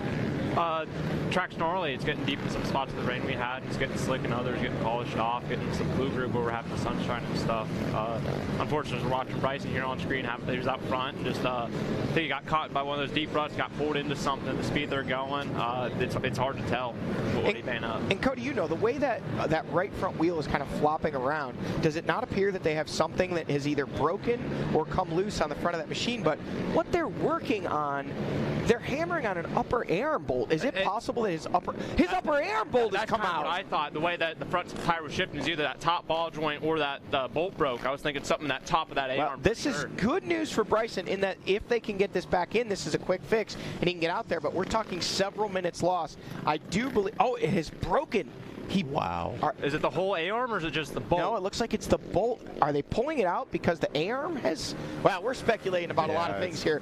You're great camera work. Get down there. But bottom line, something happened there. And now after seeing that, so they're putting the same bolt back in the hole, which tells me that bolt did not break. It came loose. It came out. That's a dirty bolt they're putting back in the hole, so it's not a different bolt. That bolt actually backed its way out, which allows that upper arm to start articulating, which is why he was having so much trouble keeping that bike on the track. Bolt backed off? Yeah, so the crash didn't cause the issue. The issue caused the crash. Interesting. Yeah, that's so there's that upper arm bolt goes completely through the frame and connects into the back into a bracket. What happens is if it unthreads, obviously the pressure from that arm going up and down push the bolt out. Man, the other thing too, I'm assuming they inspected the threads, but if those threads are jacked up, you're not going to be able to get that thread back in there, and this is taking painfully long. You can see how much trouble they're having, so that's a good question there, Johnny, is whether or not that bolt is messed up as well. And on the flip side, if you're Hunter Hart and Cole Richardson, you obviously saw issues for Brycen. You know, this is my chance. We're going to stick with this right now. Okay, now going to a split screen. So it does still look like Hunter's leading the way with Cole all over the back of him. Yep, absolutely. And they have now started to open up a gap over this guy right here. Third place rider, Jared McClure, and then John Glauda Jr. there in fourth has made up some ground and is now to the rear wheels of Jared McClure. You can see this is a great shot. You can see how feverishly they're working trying to fix this Phoenix Yamaha racing machine of Brycen Neal. Great composure, though. You got to give it to Brycen. He's in there. He works on his own machines. Adam McGill on screen there coming by. Knows what's going on, and he does not appear to be panicking. He's saying, guys, let's get this fixed. Let's get out there. At this point, again, we can't go giving away wins, but I think we can safely say the win likely off the table for Brycen Neal today. At this point, it's going to become a points game. He's putting his goggles back on, which to me means, you know, they're getting close to finishing this thing up. They're getting the front bumper back on, and they're going to send him out on his way. Now it's going to come down to he gets to go back on the track where he came off, and we're going to see when he checks in at the completion of lap number 2. I can tell you right now, he's going to be outside the top 20 on corrected time once he checks in. So now the rest of the day for us and for him is going to be managing that and watching, figuring out how close to the top 20 can he get. Folks, only the top 20 riders score overall points in a PM race like this, and that is what determines your overall champion, and that is what he is fighting for. So essentially, what he's looking to do right now is to get as many points as he can. Interesting to see, he jumped back on the course there. He technically has already run that section of course. It might have been easier for him to hit that corner. Yeah, I'm wondering if he's going to dip off, because legally he can go back to where he came off. Here's we see as it unfolds, guys. Yeah, I think oh yeah, right there, up on 2 wheels, lost control, and realized right then and there something's up with the front end of this machine. Yeah, and the way they weren't able to just hammer that bolt back in tells me it's bent. They're having to thread it in, kind of force it back into place. So definitely bent that bolt. Well, as you know, Cody, there's a lot to line up there. You've got 3 moving parts between the A-arm, the frame, the bracket. So yeah, it's but definitely wasn't an easy lineup. There you go, Cole Richardson putting pressure on Hunter Hart. We're talking about our defending champ, and on screen, folks, you're seeing Brycen Neal out front. That is not the case as they run. This is now your third and fourth place riders. Look at this, John Glauda Jr. taking an outside line that didn't pay off, but you know, you can't follow a guy if you're in the same line. Jared McClure now up into the 3rd place spot. John Glauda Jr. in 4th, leading the way, Hunter Hart, with heavy pressure from Cole Richardson. Here we see now our 5th place rider, Adam McGill. We saw him have a great ride at our last couple rounds. He's been up there pushing closer and closer to a podium. And then it is Wyatt Wilkin there in the number 6th place spot. Chris Borich in 7th. And in 8th place, it is Jay Shadron. So all these guys moving up a spot at the expense of Brycen Neal, who was leading the way and is now back, we believe, well outside the top 20. Based on the amount of time he lost, I'm going to guess he's going to be somewhere in the 50s overall, but he will make positions in time in gobs. I think we will... I don't think he'll be riding 85% today. No, I think we're going to see Brycen Neal, if that machine stays together and he can keep it on the trail, we're going to see him march solidly up into the top 20 overall and gain some points. Yeah, so a big shakeup at the top of the XC1 Pro Class with Brycen Neal having issues early. We're going to take it to a break, and then we'll be back to see if the number 1 can start a comeback headed towards the front.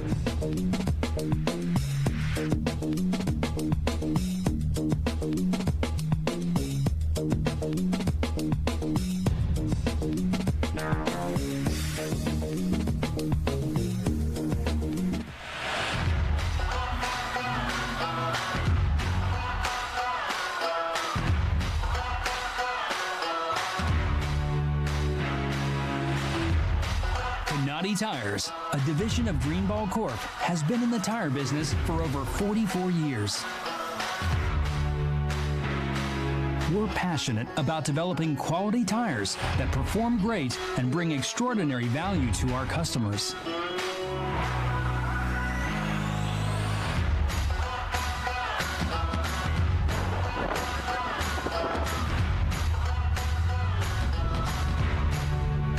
Whether you're looking for a tire that can handle your off-road adventures, need a reliable tire to take you from job site to job site, or simply want a tire with a beefier look that won't break the bank, then check out Canati Tires.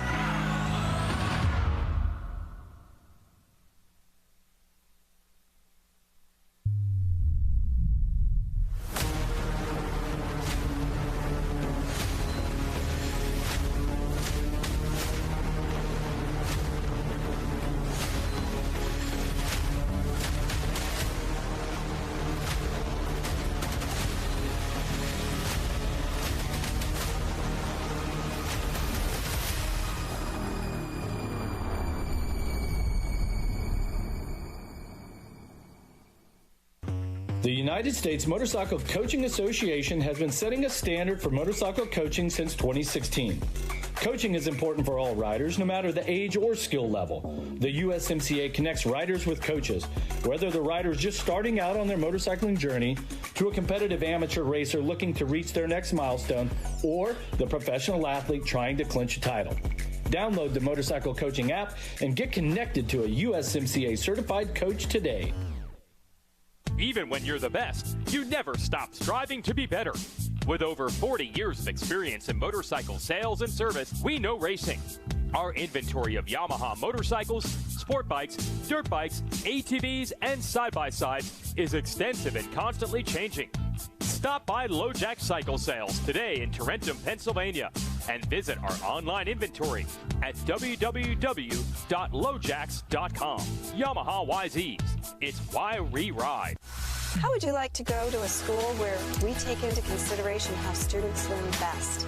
Well, we do that. Because we find if we can build the curriculum around the things you are interested in, you're going to do a better job. The mission at On Track School is that educational success is possible while chasing your dreams. Not only will our staff help students to achieve success, they will cheer you on to the finish line. We encourage you to check out On Track School at ontrackschool.com, where we can help you chase your dreams and still get a quality education. OnTrackSchool.com. Check it out. And welcome back to GNCC Live here on RacerTV.com. Goodness gracious, mercy sakes alive. Look at this specialized rapid replay. Bad news bears for the Bidwell Bullets. True test he's going to have after this one, boys. It was all hands on deck. I want to give a shout out too, by the way. I saw Cole Richardson's dad over there offering to lend a hand. He was in the thick of it. Speaks to the sportsmanship we have here at GNCC. Very cool stuff. Jackson Burrell is out there trying to get a word in with the Phoenix Racing Yamaha pit. See if we can get it from maybe Chris Neal or somebody down there can kind of give us the 411 on that one. But boy, if you're just tuning into Racer TV, you have missed a lot. I came up here, it was pandemonium. I'm like, you know what? I'm going to be a spectator. I'm going to watch you boys call this because this is too good, man.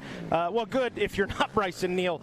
But hey, you know, things like this happen, and I just want to tout my own proclamation here. It wasn't me that did the announcer curse this year. I didn't say anything this year about an undefeated season yet, so it's not my fault. It's funny that you say that, Mikey. I was just about to say, I don't think anybody officially put the perfect season curse on him yet, so we're all clear on that one. And I think he was more than capable, but we know there's just so many variables out here in GNCC, and kind of a freak accident, really, it seems like.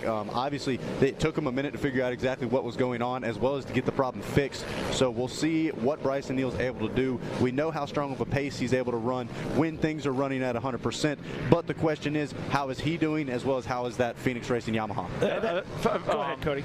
Yeah, as far as I'm concerned, as far as I know, Brycen Neal was his own mechanic, so it's one thing with something out of your hands, but he's going to be kicking himself extra hard if this is something he put on himself. And when you have a serious mechanical like that, not something that ends your race day, but puts you in a tight spot this early in a race, Cody, what goes through your head as a rider? Now you've kind of got that monkey on your back of like, okay, I just got to get to, in this situation, I just got to get to 20th. Okay, I got to 20th, let's try to pick up another position. Is that kind of where the mindset goes in a situation like this? Yeah, you're mad. Yeah, so you're riding mad. You're riding ride probably the best he's going to ride all year is today. The last hour and a half of this race. When you get put behind like that, get that pressure on you, you just have no choice but to charge. You can really see what you're about, and he'll be putting down some incredible lap times coming through the pack. I agree with Johnny saying he's going to be around that 40-50 spot at the end of this lap. Yeah, probably. I wouldn't be surprised if you see him flirting with that top 15. But now getting a look at your leader, still Hunter Hart, but I believe he's pulled away significantly looking for Cole Richardson, who was in second. There he is. There he is, yep. So Cole losing a little bit of time now. We knew Hunter and Cole both, they were tied coming into the last round for second place. Cole's got the position right now, but Hunter's really trying to show something. And here's Junior on screen in third. One of our hard chargers last weekend. I think he's going to run down this pack by the end of the lap, or halfway through the next lap. flipping that scenario, if you are John Glotta, you are a Hunter Hart, you are a Cole Richardson, what's going through their heads right now, Cody Collier? Where is he? Where's number one? Well, they passed him. They know but they don't know what happened. They think he just maybe bobbled and got pulled. They don't know what the situation is. They just know he's behind them. Let's not let him catch us. So let's run away and hide. Let's do to him what he does to us. Yeah, absolutely. Yeah, take advantage of it when you can. Absolutely. Yeah, it seemed like even before the big mistake, Hunter Hart could smell blood in the water. He was able to work his way back up to the backside of the number one, and I think even talking to him yesterday, he's ready. He's ready. Oh, yeah. He knows he's got the speed. He knows he's got the potential. He's just got to put it all together. And so Hunter giving 110% out here. And when Brycen looked like he was having some issues, Hunter was there. You could even say maybe the pressure from Hunter caused Brycen to work his way, maybe push a little too hard. We're not really sure what exactly caused that mechanical to happen. Maybe Jackson will be able to get a little bit of an idea. Yeah, Hunter Hart's, he's been right there a few times this year, and it's just eluded him. And what was interesting talking to him pre-race report today, Monster and Injury pre-race report, I asked him if he felt like he's got, he's still young. He's only 23. And I said, you've been doing so well for so many years. Do you feel any added pressure from the fans or from yourself or anybody to where, hey, I'm still a young gun, really, in all reality? And he's like, no, I put all the pressure on myself. It comes from me. He talked about, I go to the starting line before I get there, I got to throw up. So it's just, he said, any pressure on me is self-inflicted. He's like, I can block out everything else. Yeah, Hunter really, I think, starting to get it figured out. The confidence is there. The skills are there. And right now, we're getting to see him make the most of it as he's got that fresh, clean air out in front of him. With Cole Richardson, though, not too far behind. Cole and Hunter have been going back and forth several times throughout the season. So these two get to battle it out, but this time it's for the number one spot. Well, speaking of number ones, a guy who knows a few things about some number one plates, Walker Fowler joins us in the TV booth. First and foremost, on behalf of the entire GNCC racing family, Walker, it's so good to see you, man, and great to see you here at the track. Wish we were watching you on screen, but by God, if you're going to be here, you're here in the booth with us, and that's pretty daggone cool. Oh, absolutely. Great to be here. Great to be on 2 feet. Going to be excited when my friends bring my chair over to me. But if you got to take a break, take a break. Yeah, absolutely. But I feel like this is one of those, first-time listener or long-time listener, first-time caller. Yeah, exactly. You guys can take over here. Pull that mic in just a little bit there, Walker. So coming through the finish line now, and here we're keeping our eyes out for Brycen Neal. Obviously, Hunter Hart checking in. 2 laps completed for him. I'll give you the gap, but let's be honest, throw a blanket over him. Cole Richardson in the 2 spot. Let's see, McClure should be in that number 3 position. I think we saw him behind those. No, that was Glotta, yeah. 712 Glotta. And then I believe it was the number 9 of McClure. We'll keep an eye on that. But as we're watching the XC1 pros come through the finish line here, we'll get an idea of where Brycen Neal's stacking up with these guys. Johnny predicted 40th to 50th. Walker, what are your thoughts, man? You've been out and about. Yeah, I actually saw him pull in. I didn't see him pull in. I was getting a sandwich. But it was a front-end issue, something with the top AR. Yeah. Obviously, they had to take the bumper off. I don't even think they put the bumper back on, or at least I wouldn't if I was them. But he'll get back. I don't know where he exited the track, so obviously you don't have to just start from the pits. Right. So it depends on where he came out at, and it just depends on if there's any permanent damage to that machine or if they're able to make a perfect fix on it. And obviously, knowing that he's been running at 60% or 70% this year, and these are really favorable conditions for him. It's rutted, it's soft. He's a big, strong kid, and he's never had to worry about pushing it this year. So I think you're going to see some crazy things out of him in the next hour and 20 minutes. How terrified would you be if you're one of the B riders out there? You're completely unaware of what happened, and next thing you know, you've got the number 1 plate behind you on the throttle, just barking at you. Yeah, there's a strong chance that they're like, there's no way I'm getting lapped yet, so what is going on? And by the time they figure out what's going on, he's already out of sight. Yeah. Battle for lead, we are watching Hunter Hart, Coltrane, Cole Richardson on your Yamaha live drone. We've seen these two go at it all season long. We saw them go at it last season. I think if you ask both of them, to be completely honest, and they'll tell you, he's in my way. I want around him. Cole will say, Hunter Hart's in my way. Hunter Hart will tell you, hey, Cole Richardson's in my way. They're going to get a chance to really put it on display here today. Yeah, absolutely, and it seems like Brycen's kind of got that #1 spot as far as who's been able to be the guy, but now, depending on where he's able to get after that costly mistake, this is a three-way battle for the championship. Cole Richardson's sitting at 71 points right now in second, and Hunter Hart at 67 points in third, so only a couple of points separate them as we see both of them coming in for pits. Looking like that's Hunter Hart there we're watching, grabbing fuel and goggles. Johnny? Cole Richardson's pits are so fast I wouldn't be shocked if he passes. Ooh, gonna be close. Here we go, side by side. Oh, taking out the... Oh, and Hunter actually took the brunt of it. It's all over him and not Cole, even though Cole took it. They're actually tied together. They are tied together. Literally. You can throw a rope around them. This will be interesting. There, break it off with a tree. Let's say maneuver around the tree. That was actually smart. That was a heads-up play right there. Yeah, that's a veteran move by Cole Richardson right there. Let's go snap this on a tree. Definitely caused him to lose a little bit of time there, though. An absolutely uncanny race so far. And ladies and gentlemen, we are only 55 minutes into it. We've got another hour of this. Well, look at this now. Hunter Hart's still leading the way, but he's got, streamers coming off the back of him now. So we'll see whether or not that's going to start to cause issues as well. But he was able to stretch out that lead after Cole getting creative there to try to break up the banners, tying them together. And then what that actually allowed is Junior has reeled him in third place. He's just on the back of him, and we were just talking, this is all wild and stuff. These guys are in a position they have not been in yet this year, so everyone at this point has a chance to win. So you're going to see, I personally believe you're going to see a lot of offense. I'm going to say very little defense, and these guys are just going to be going at the throats of each other. Each guy wants to lead. They know they have time. It looks like Junior here got a little line here. Oh, he makes it happen. Wow. Okay, that would make sense. Did Glotta not pit? Okay, so hey, I know our producer I didn't want to mention it because I don't want to jinx it. I did say in the hype segment, I was like, today's the day Glotta puts it on the box here, first time this season. And he might have it. Now, that might have been the announcer curse, so Glotta, if you don't make it, that's my fault.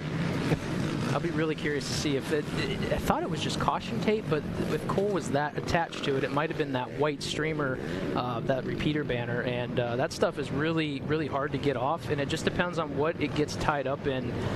It really could create a problem for your leader who has a big chunk of it. If that would wrap around the axle and it's still attached to his goggles or something, you could be in a really strange situation real quick. Glotta needs to worry about if it is that. This looks like caution tape, but who knows if there's something we can't see.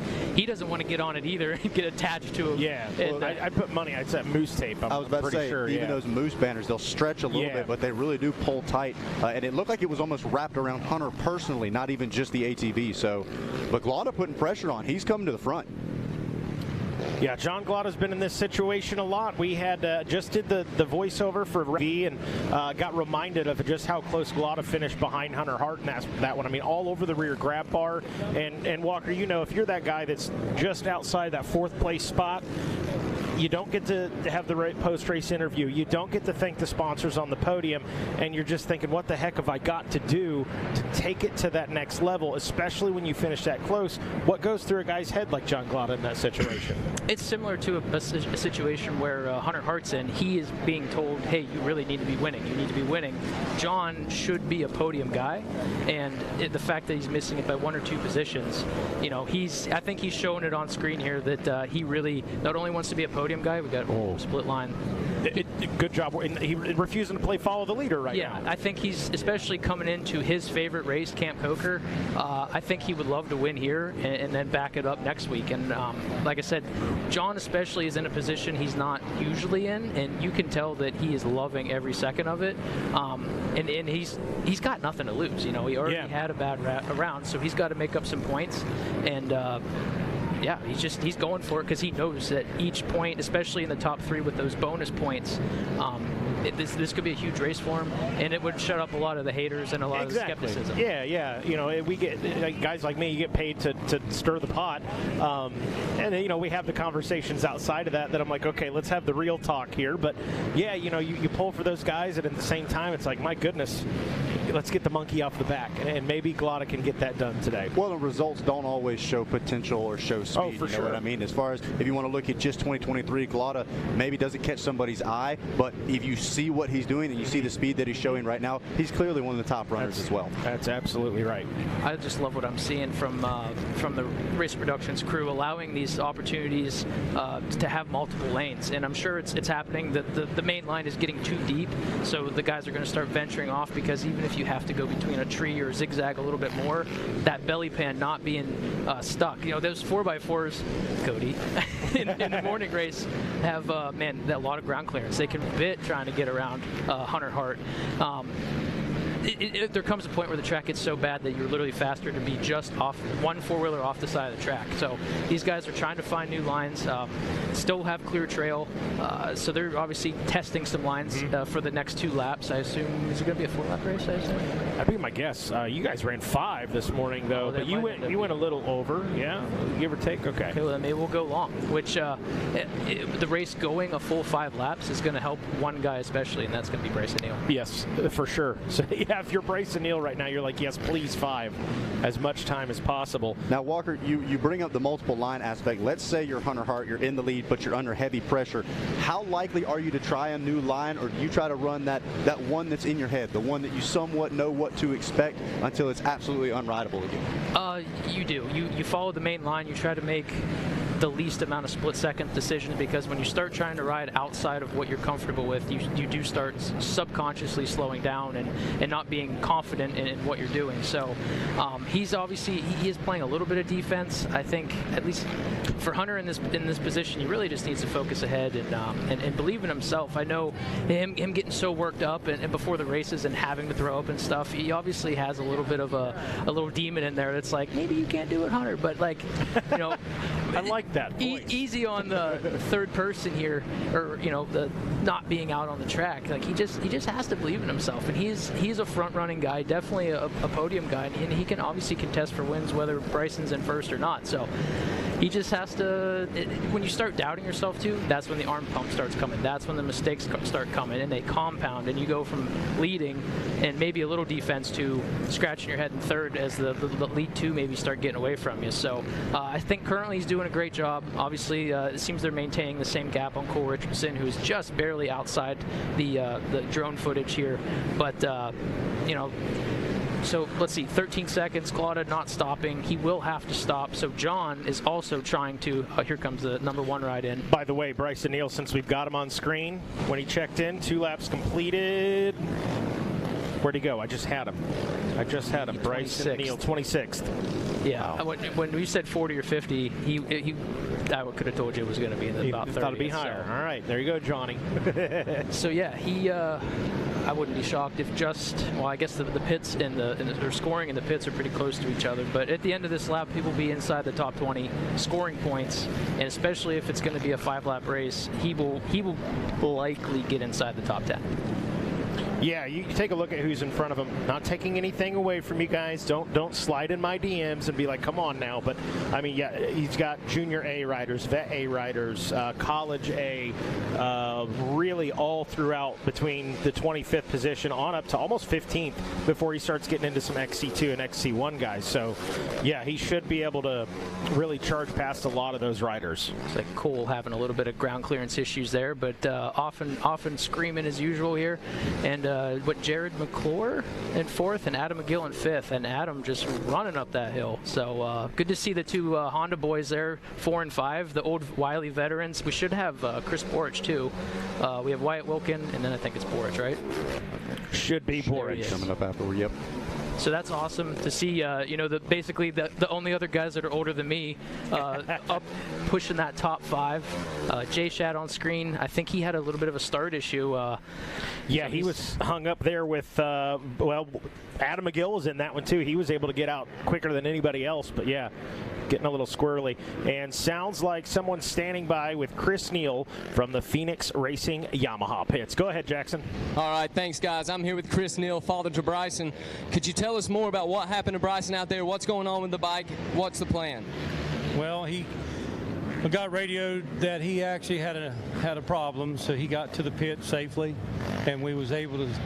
There's a issue with the A-arm, and we got it fixed, and he's back on the track. We just pitted him.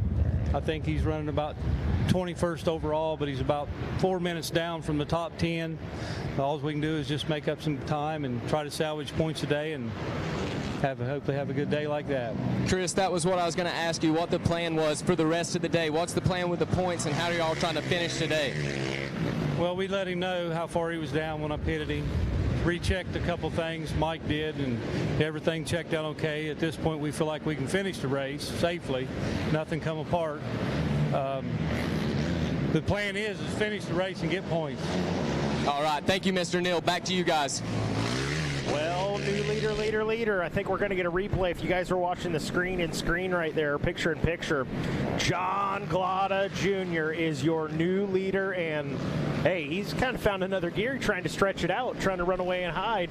Got the specialized rapid replay right here. So, oh, what a line right there by John Glada, making a grown man move. And that seems to be John's thing all day today. He's just taking these creative lines and making moves out of them. Now jumping into mile 6, going to wait and catch a glimpse of your leader. Walker, okay, so Brycen obviously kind of been untouchable so far this season. We know whoever comes away with the win is going to be feeling good. John Glada obviously trying to prove something today. But those guys that finish in second on a day when Brycen Neal does have a kink in the armor, how disappointed are they going to be that they weren't able to completely capitalize on this? I mean, you have to capitalize, and only one guy can. And obviously with John at this point having an issue as well, he's not that he's not in the picture, but the two guys that need to capitalize the most are Hunter Hart and Cole Richardson, and watching John Glada inch away from him, it has to be a little bit tough for them, but in their head too. Not that if they need to take a moment, regroup, figure out maybe what they're doing wrong, they really needed to try to watch his lines, because like you said, Zach, he's really taken some awesome lines, totally fine. One quad off those deep ruts, and he's man, like you said, he's taken some grown man lines that Mikey just said, and he's showing these boys the fast way around the racetrack. So, but like we said, he also knows, John Glada that is, knows he has to pit, and you are going to be 5 to 7 seconds slower, and he has to be faster than that. So I think we're going to see John Glada on screen here, and he's already got maybe that 1 or 2 second, but Hunter Hart's done a great job at latching on. Cole Richardson is still in that group as well, and now we're going to see the two Honda boys at least, from what I believe, making up a tick of time. So that top 5 is getting really close. Let me tell you what we're seeing on screen here, folks. What we're seeing is a whole bunch of guys who were starting to get themselves relegated to the fact that they were racing for second, suddenly realized there's a win on the line today, and every one of them wants a piece of it. And, really look at Chris Borich up in the mix, guys that love Chris, but, these guys are now battling over, look at it, these guys are just a few seconds off a podium and really not far off a win. I mean, this thing has just been busted absolutely wide open, and man, what a shake-up of events! The way this whole thing went down, it was just so unexpected. It happened so quickly, and now while these guys are kind of having to adapt, probably the best thing they can do is just ride their race, ride their lines, but give it everything they have, like you said, Walker, to capitalize on this opportunity, because obviously a win in GNCC racing is tough to come by, especially when you have somebody on top who's holding on to him as tightly as Brycen Neal normally is. Absolutely. And the other thing here, I know Jared McClure also had a mechanical failure as well, so he is desperately needing to get some championship points back, so I know he's going to want to be getting to the front as close as he can. But how about Adam McGill this year being Mr. Consistent? Yeah, Mr. Consistent, and Adam, I would say of the group we just saw on screen, you talked about John Glada Jr. having the health issue at round 2 that had him miss the race altogether, obviously putting him far back in points. Cole Richardson and Hunter Hart, their kind of intensity is they don't know exactly where Brycen's at. Just an update, don't know if you guys talked about this. Brycen Neal was, I believe, 26.08 at the completion of lap number 1. I did some quick math in my head. As they run right now, he needs about 4 minutes and 26 seconds to get into the top 10 OA. Stephen Harrell currently 10th overall. Brycen's overall time, once you do time correction, about 4 minutes and 26 seconds behind 10th place overall, needing less than a minute to get himself into the top 20 overall. Look at this. Hunter's been able to match Junior's pace, and he's latched back onto him. But back to those guys up front there, each one of these guys in the top 5, 6, 7, 8, 9 have their own reason to really want to push the pace and get themselves up in here. And you got to believe, like you said, the Honda boys, Jared McClure, it's been a long time since he's had a win. It's been a minute since we've seen him on a podium. Had that broken collarbone last year, kind of derailed his season a little bit. And now we see, look at this, Chris Borch in the mix. We saw Jay Shadron in the mix. All these guys just up in there. Wyatt Wilkins still close. These guys, everyone, has their own motivation, their own reasoning. There is Jay Shadron. Wyatt Wilkin, I believe we saw him come by or about to. Was he ahead of Jay Shadron? He was ahead of Borch. So that is as they run coming through here. Cody Collier in the booth and a great spotter. We don't have enough microphones. We've got so much talent in the booth today. Walker, you're shaking up our flow here. I'm going to actually hop out here in a little bit, try and go get some more information on our man Jackson Burrell. But thanks to Cody and all you guys being in the booth today. And I think heard a rumor Joel Hetrick may even stop by. Mikey's just back there having a sandwich, enjoying it, letting us do all the work. It's really interesting.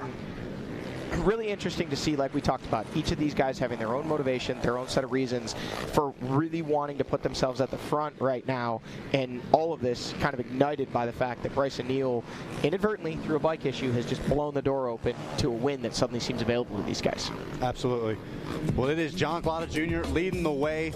We're going to take a quick break here from our sponsors, and we'll be back for round number 4 of the Dunlop Tires Tiger Run GNCC.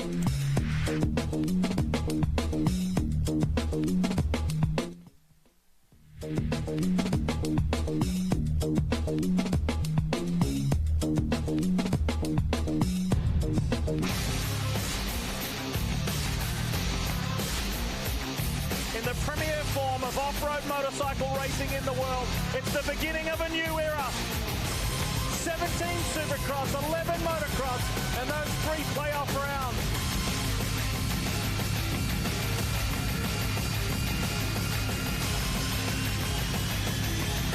Super Motocross World Championship Finals. Tickets on sale now. Visit supermotocross.com. 30-second card is up. We've talked all about it. We've watched practice and qualifying. We've theorized. We've bench raced.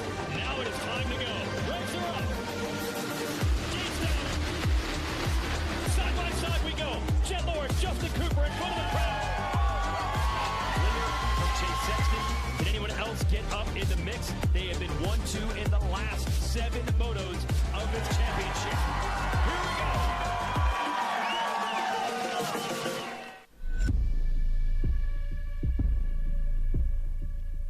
Every race, every day, in every way. Print, social, digital, video, photo. Every race, every day. Every result, every story, every rider, everything. Moto every day. With Racer X.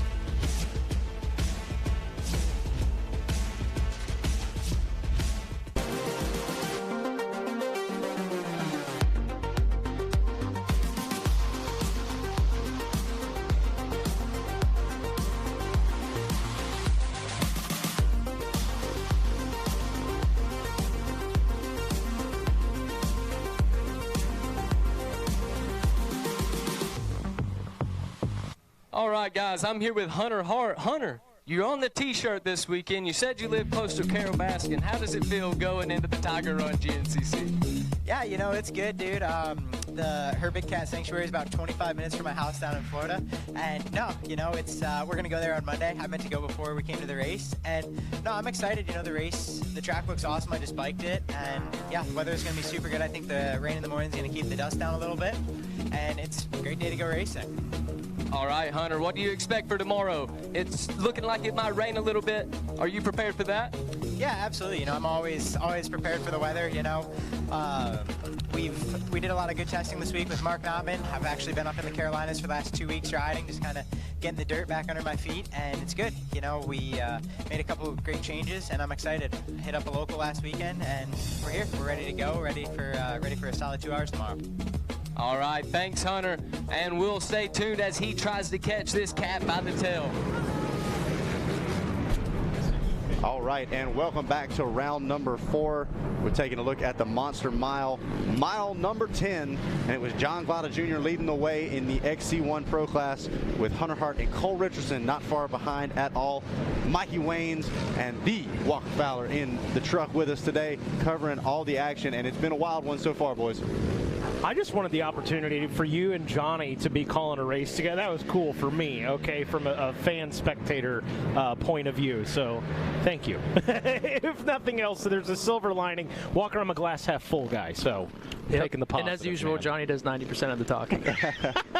I love Johnny, and he's just no different than Cody. Like, I feel so bad that he's over my shoulder literally calling the race right now because he knows exactly what's going on. If you want in here. Yeah, kick me out if you need to. No, I'm the weak link here, boys. So I'll do this one, and then I'll take that back seat. I'll point and scream when I'm a little delayed. That's okay. Hey, it's the who's who in here, and I love it. I think the folks at home love hearing your perspective on this as well.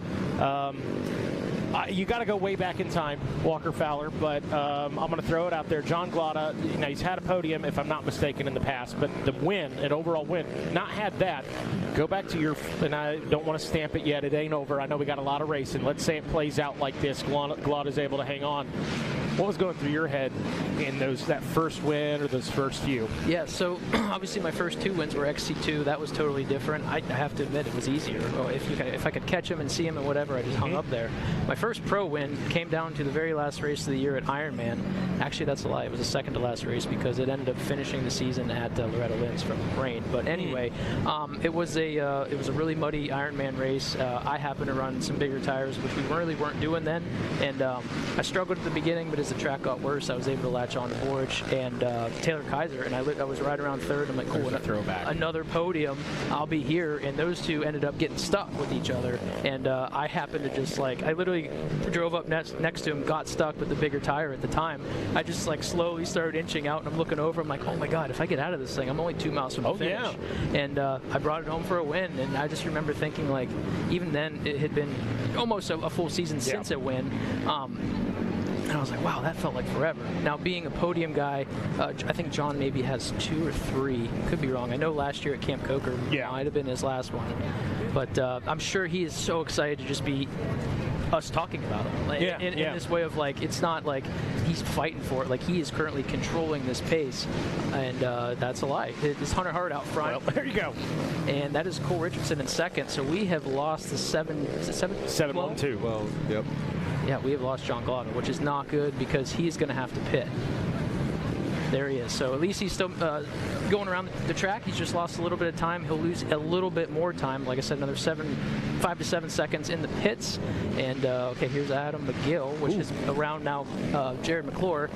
Jared looked like he was right there. Nope, that is Wyatt Wilkin up into the number 5 spot. And Chris Borch in number 6. So we have lost Jared McClure. There he is. He's got the El Hombre jersey going on. Oh, yeah. Flying in the wind. What are your thoughts on Wyatt Wilkin? Rookie, he had some glimpses of greatness, seems to be doing all the right things, checking all the right boxes, and this is where we're going to see John Glada, by the way, going to have to pit here in a moment. Look at Cole Richardson around some different lines, too. And also, the streamer seems to be gone. I don't know if it's wrapped around something or he was able to get someone to grab it for him, but that might have been slowing them down just enough. So, now they're back to doing what they do. Wyatt Wilkin, back on topic here. He was awesome. He's one of the first guys that came up and said he was happy to see me here. And I'm a huge Wyatt Wilkin fan in general. What he's doing as a rookie, he looks like he's been here longer than he has. Mm-hmm. So it's really cool to watch him put in consistent rides outside the top 5. But I feel like he knows he can do it, and I think he's finishing honestly better than he probably was expecting, especially consistently. So I'm impressed, and he is not very far out of this thing at all. Yeah. Especially now being in that number 5 position. Mm-hmm. He's right where he needs to be, and time-wise, he's even better than where he needs to be. These two get together, or I'm sure the bottoms, the low areas, are collecting water as the race goes on and are getting a little deeper. These two, same thing, or what I was saying, they get together, they have an issue. Now 3, 4, 5 are still so close. They're going to be able to take advantage of something because they're that close. We're finally seeing a race. We're so close finally where the top 5 are, if there's an issue, number 5 could go to the lead. watching the battle on screen right now. The Yamaha Racing live drone back and forth, refusing to play follow the leader, working the track, looking for opportunity. It looks like Cole Richardson really trying to cut down, exiting the corner, coming out on the inside of Hunter Hart. You see even there, he just kind of knifes it down a little close to the inside. Look at this run that Richardson's going to get. Hart riding defensively, you can tell there. Yeah, kick up a little dust. Not a lot to be kicked up. It's there. This is good. This is good. Just saw that highlight. Ebba Hawk posted it. It was a two-wheel side. Oh my goodness, of that finish with Barry Hawk. You know, I know Walker knows the one I'm talking about. Can't remember the year, but it was similar to this. You know, the back and forth, and that was for the checkered flag. And anytime we have a race like this, I can't help but think of that highlight and just hope and pray we get another glimpse of the history repeating itself of bar banging wheel to wheel through the finish. But that's how it is through 3. Hunter Hart leading, Coltrane right on his heels. Throw a blanket over him. I'm not even giving you the gap because it's 0.769. It's not real. I mean, forget it. John Glotta sitting in the 3 spot, got some got to make up some time. Needs to be worried about the guys behind him. McGill, Wilkin, Borich, McClure. We'll see where they check in. But again, we know Glotta's going to have to take a pit stop unless we missed it. I don't think we did. That's what I was curious about, Mike. I mean, whether or not we missed the stop over the break. Yeah, I was going to say, if he doesn't pit this lap, then we know we missed seeing him pit the prior lap because there's no way in the world he's going without one.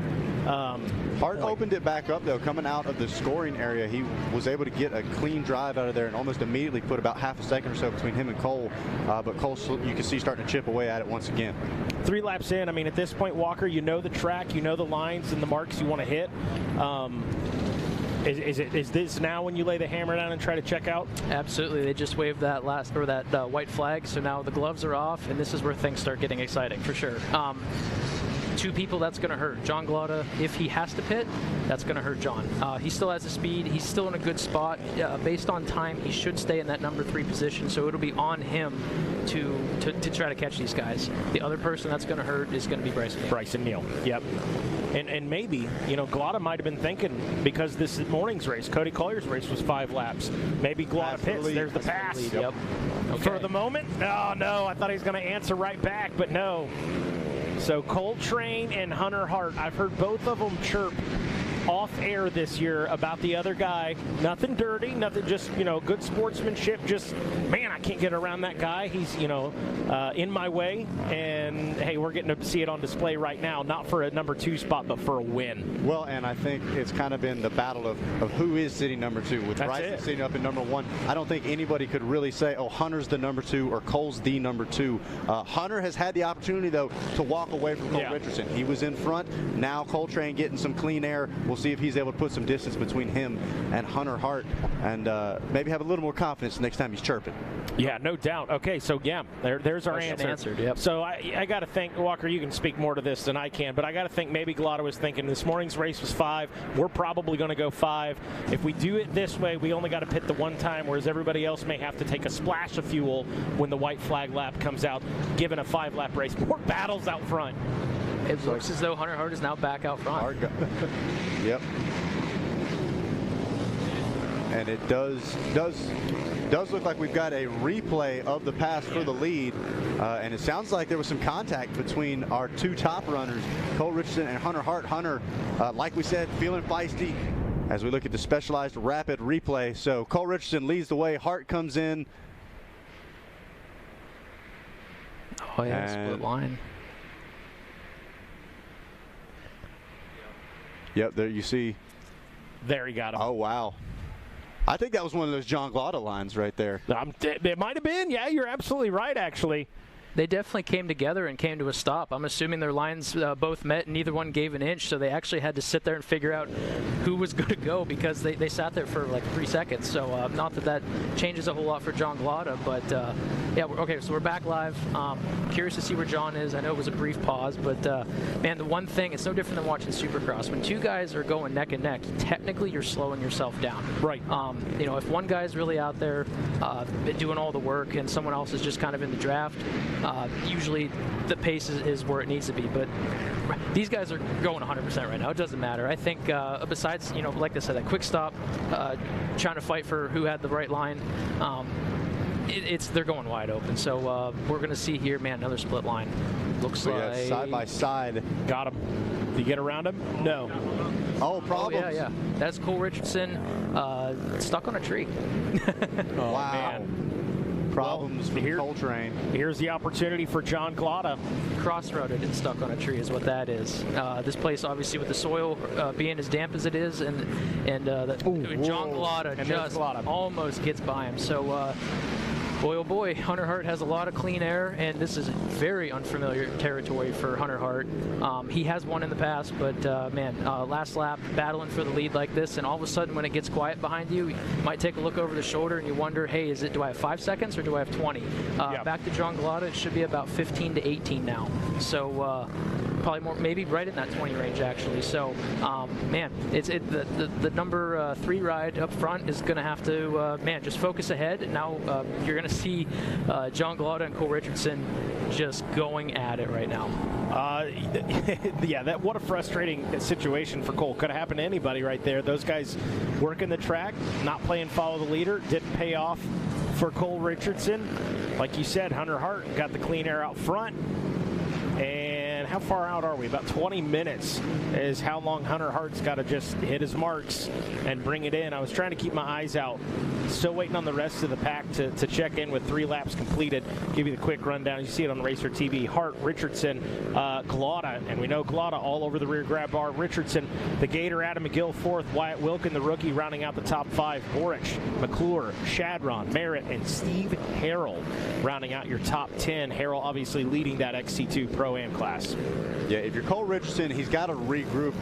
Kind of got into a bad rhythm there. Obviously, he made the pass, then he got passed back, and then only a couple seconds later got cross-rutted and hung up there. So Cole got to try to get the heart rate back down. He's got Glotta all over the back of him, but he needs to try to regroup and push forward, hopefully not having to take too many defensive lines, and can try to catch back up to Hunter Hart here in the closing stages. Brycen Neal's checked in drumroll 12th. Wow. He's going to crack a top 10. Oh, yeah, he's cracking the top 10. He's going to crack a top 10. Who's he got to get around? Hey, Young Bucks, look out. Brandon Owen, Steve Harrell, the Beanie, the Bidwell Bullet's on his way.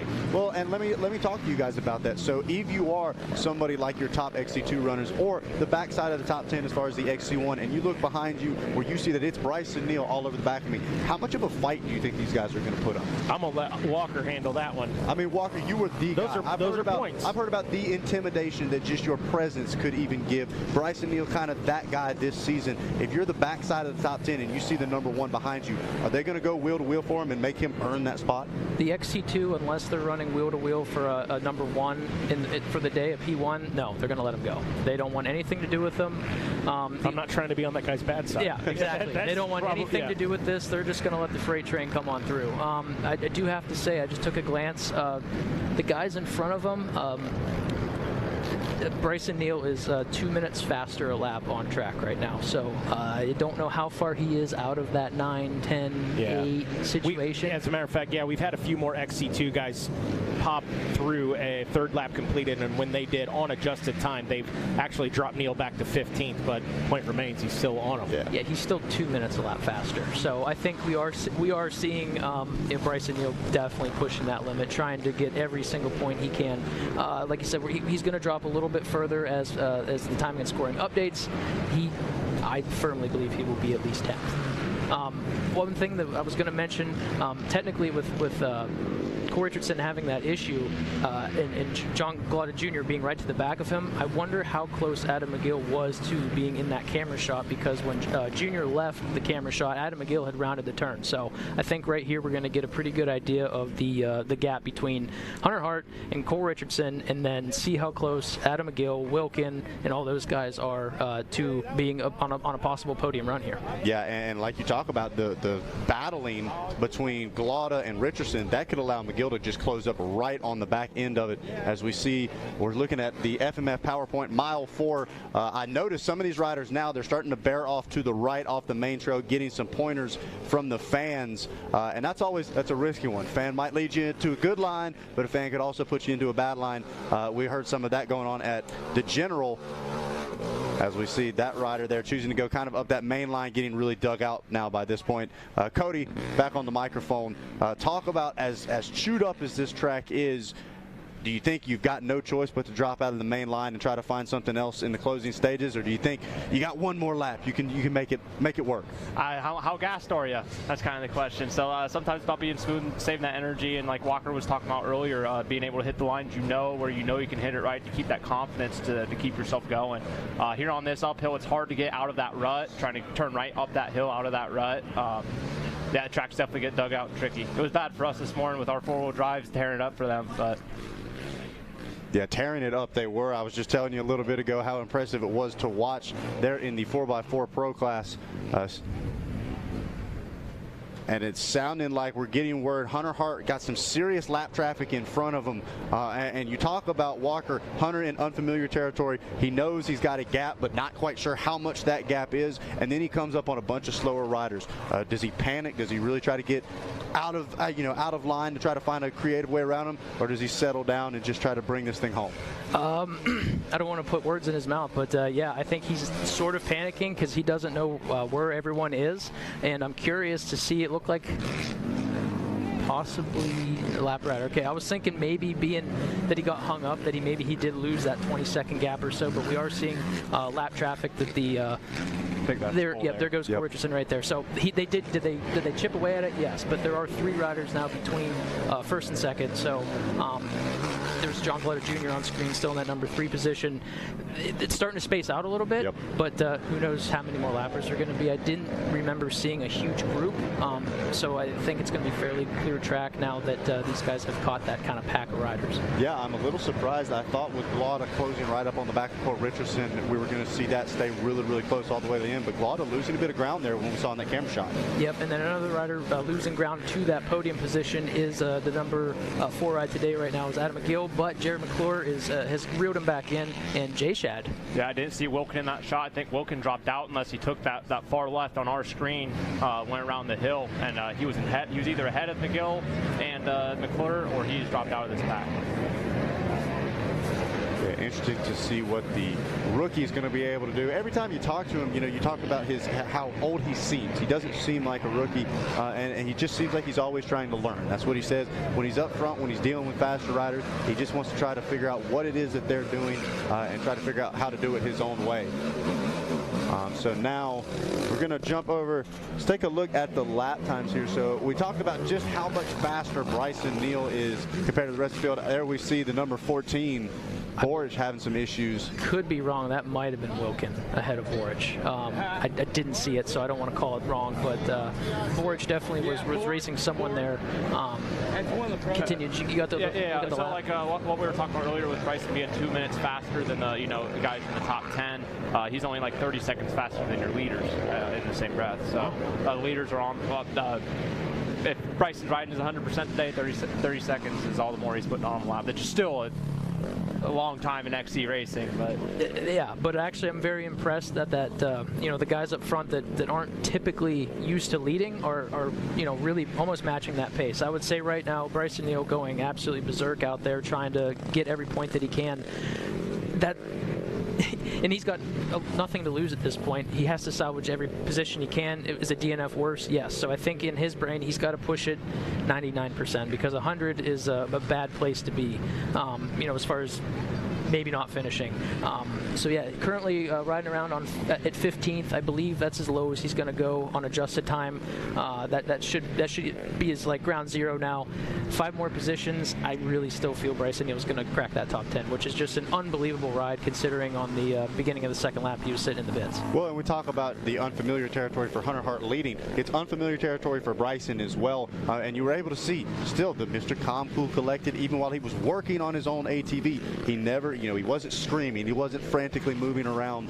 So hopefully that calmness is going to pay off in the long run, and we'll see whether or not he's able to close in on the top 10 before it's all said and done. Looking at the Method Race Wheels Method Alley, quite the kicker coming out of that corner there. I saw that earlier. Cole Richardson wheeling over it, almost getting tossed over the front end there. I think that was by design. I know how the Cole train rides, and man, he's a guy that's always going to try to wheel tap, seat bounce anything out there, turn into a motocross track. If he could, he would have got it on 2 wheels sideways, doing it for the fans. So, man, it just here we go. Hunter Hart on screen, looking good, looking smooth, not worried about that kicker at all. And now we wait. He's close. Not far. That's within 10 seconds for sure. Probably closer to 8. Yeah, Cole really putting the charge on, and I think now that he knows he's not under immediate pressure from Glotta behind him, he's really focusing forward, trying to hit everything as fast as he can, and that's a good feeling, being able to take those race lines, not having to worry about protecting insides or anything like that. Absolutely, yes. He's riding on the offense for sure. John Glotta falling back a little bit, like we had talked about, but still in a great podium position right now. He's basically just as far behind as he is ahead, so he, barring an issue, should be locked into that number 3 position.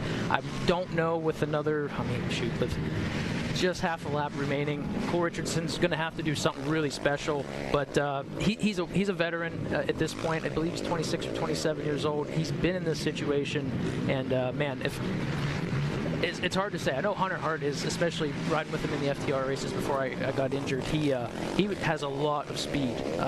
Cole Richardson, man, he can go the distance. Man, on a bicycle, Cole Richardson's just unbelievable. But I think we're still looking, was it still Adam McGill 4 and McClure 5? And all over them. Okay, yeah, which they were up that hill climb as well. Man, this is exciting. You guys have a good time in here. Absolutely, yeah. Well, and I can promise you this, it hasn't necessarily been this exciting so far, but when you get the chink in the armor, especially as big of a deal as it was with Brycen, it seemed like everybody, they smelled that blood in the water, and they went from 100% to 110. It seems like everybody's running. Yep, there's Wyatt Wilkins. So definitely, well, no, there's Borch. So did we miss Jay Shad? Yeah, I didn't see him come through. Okay, I had seen him ahead of that group at the hill climb. I'm not sure if we maybe missed him again. Yeah, you're right. He was right behind McClure coming up that hill. Okay. Perfect. So, yeah, man, what a good race. This has been awesome. And we still have just about a half a lap to go. And like I said, the gloves have been off now. And we're already starting to see positions start to move around.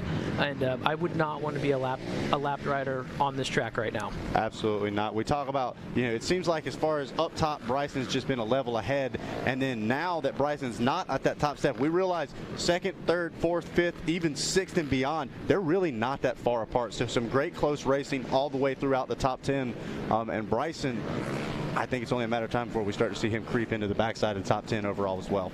Absolutely, no question. John Glotta there. I'm wondering, that rider in front of Cole Richardson, I believe it might have been a lapper, but if it wasn't, he sure has even chipped away more time. We know that he's in that probably 8 to 10 second range. If that was Hunter Hart that was ahead of him, it's like 3 or 4 seconds. I was thinking it was Hunter, just how aggressive he was coming out of that corner, staying on the throttle on 2 wheels. That's what I'm thinking too, so it might even be closer. And man, I just can't get more excited for this guy, Adam McGill. Definitely the goofiest guy on Pro Row, and battling Lyme's disease and everything the last 2 seasons. Other than the first race here, I think he was having an issue, but I'm just super proud of his riding, especially today. And he's staying within 30 seconds, 30 or 40 seconds of that lead. It's just impressive. And there's Jay Shad there. Okay, there's Jay Shad. Yep. All right, so we're going to see, can Cole Richardson track down Hunter Hart for the lead? Only a little bit left to go. We're going to talk to our sponsors real quick, and then we'll be back to round out the ATV Pro Race for round 4, the Dunlop Tires Tiger Run GNCC.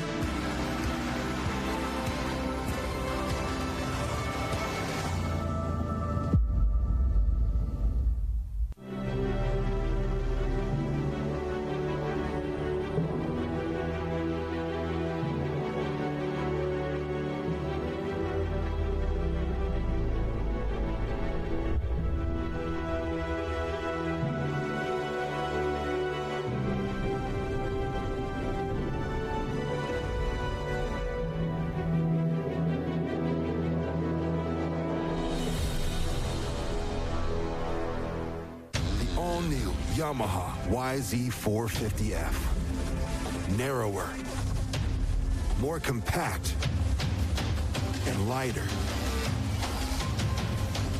Built to do one thing: go faster.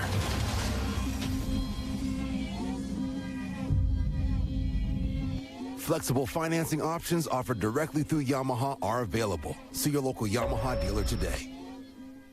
Born of family values and a homegrown work ethic, Cometic Gaskets seals your machine so you can focus on the finish line. Cometic Gaskets are the competitive standard for racers who demand the very best. Cometic Gaskets are constructed from superior materials designed to perform in the most demanding environment, whether it's championships on the line or a day in the dirt with friends. Professionals and enthusiasts depend on Cometic. Cometic Gaskets, sealing championships since 1989. AMSOIL runs on freedom and has since 1972.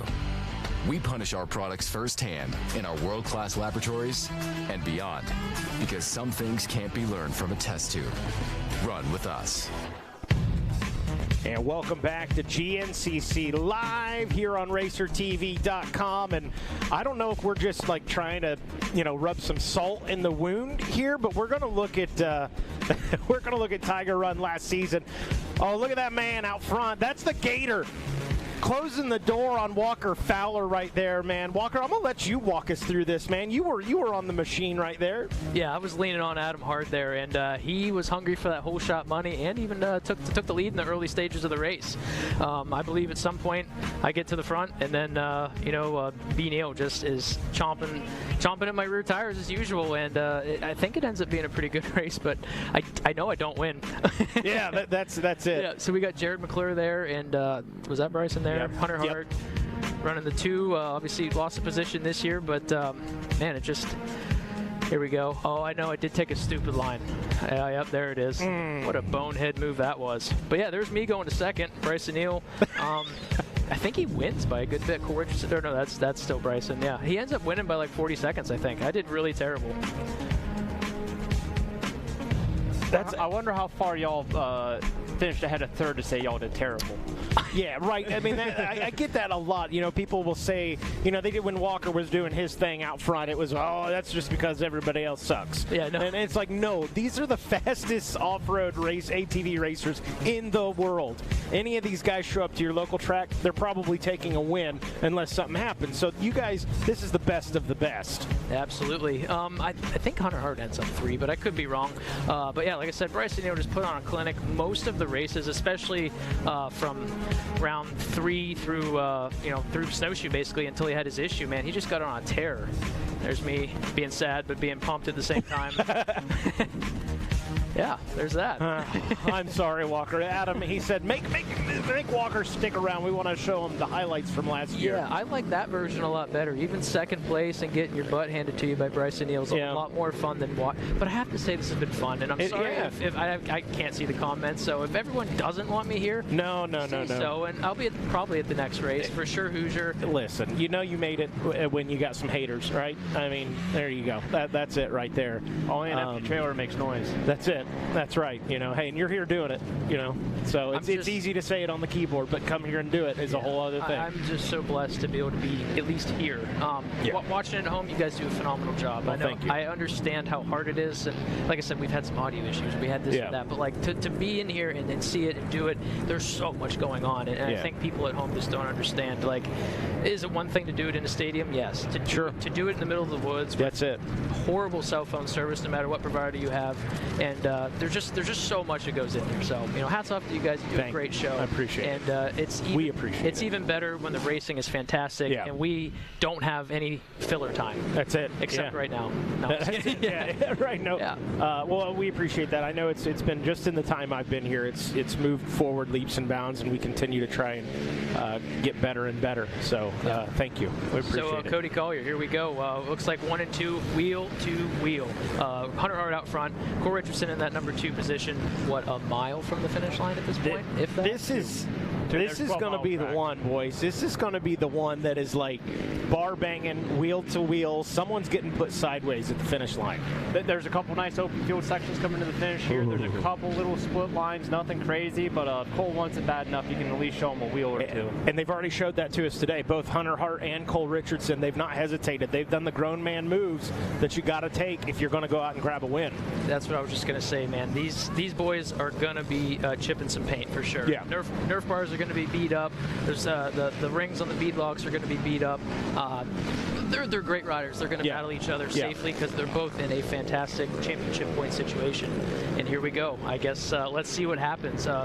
Cole Richardson is going to ride those outsides, outside, inside. Whatever Hunter Hart does, Cole Richardson will do the opposite. And I know there's a couple of spots here in the woods that do have split lines that have developed. But man, right now, I almost think second place is the spot to be in.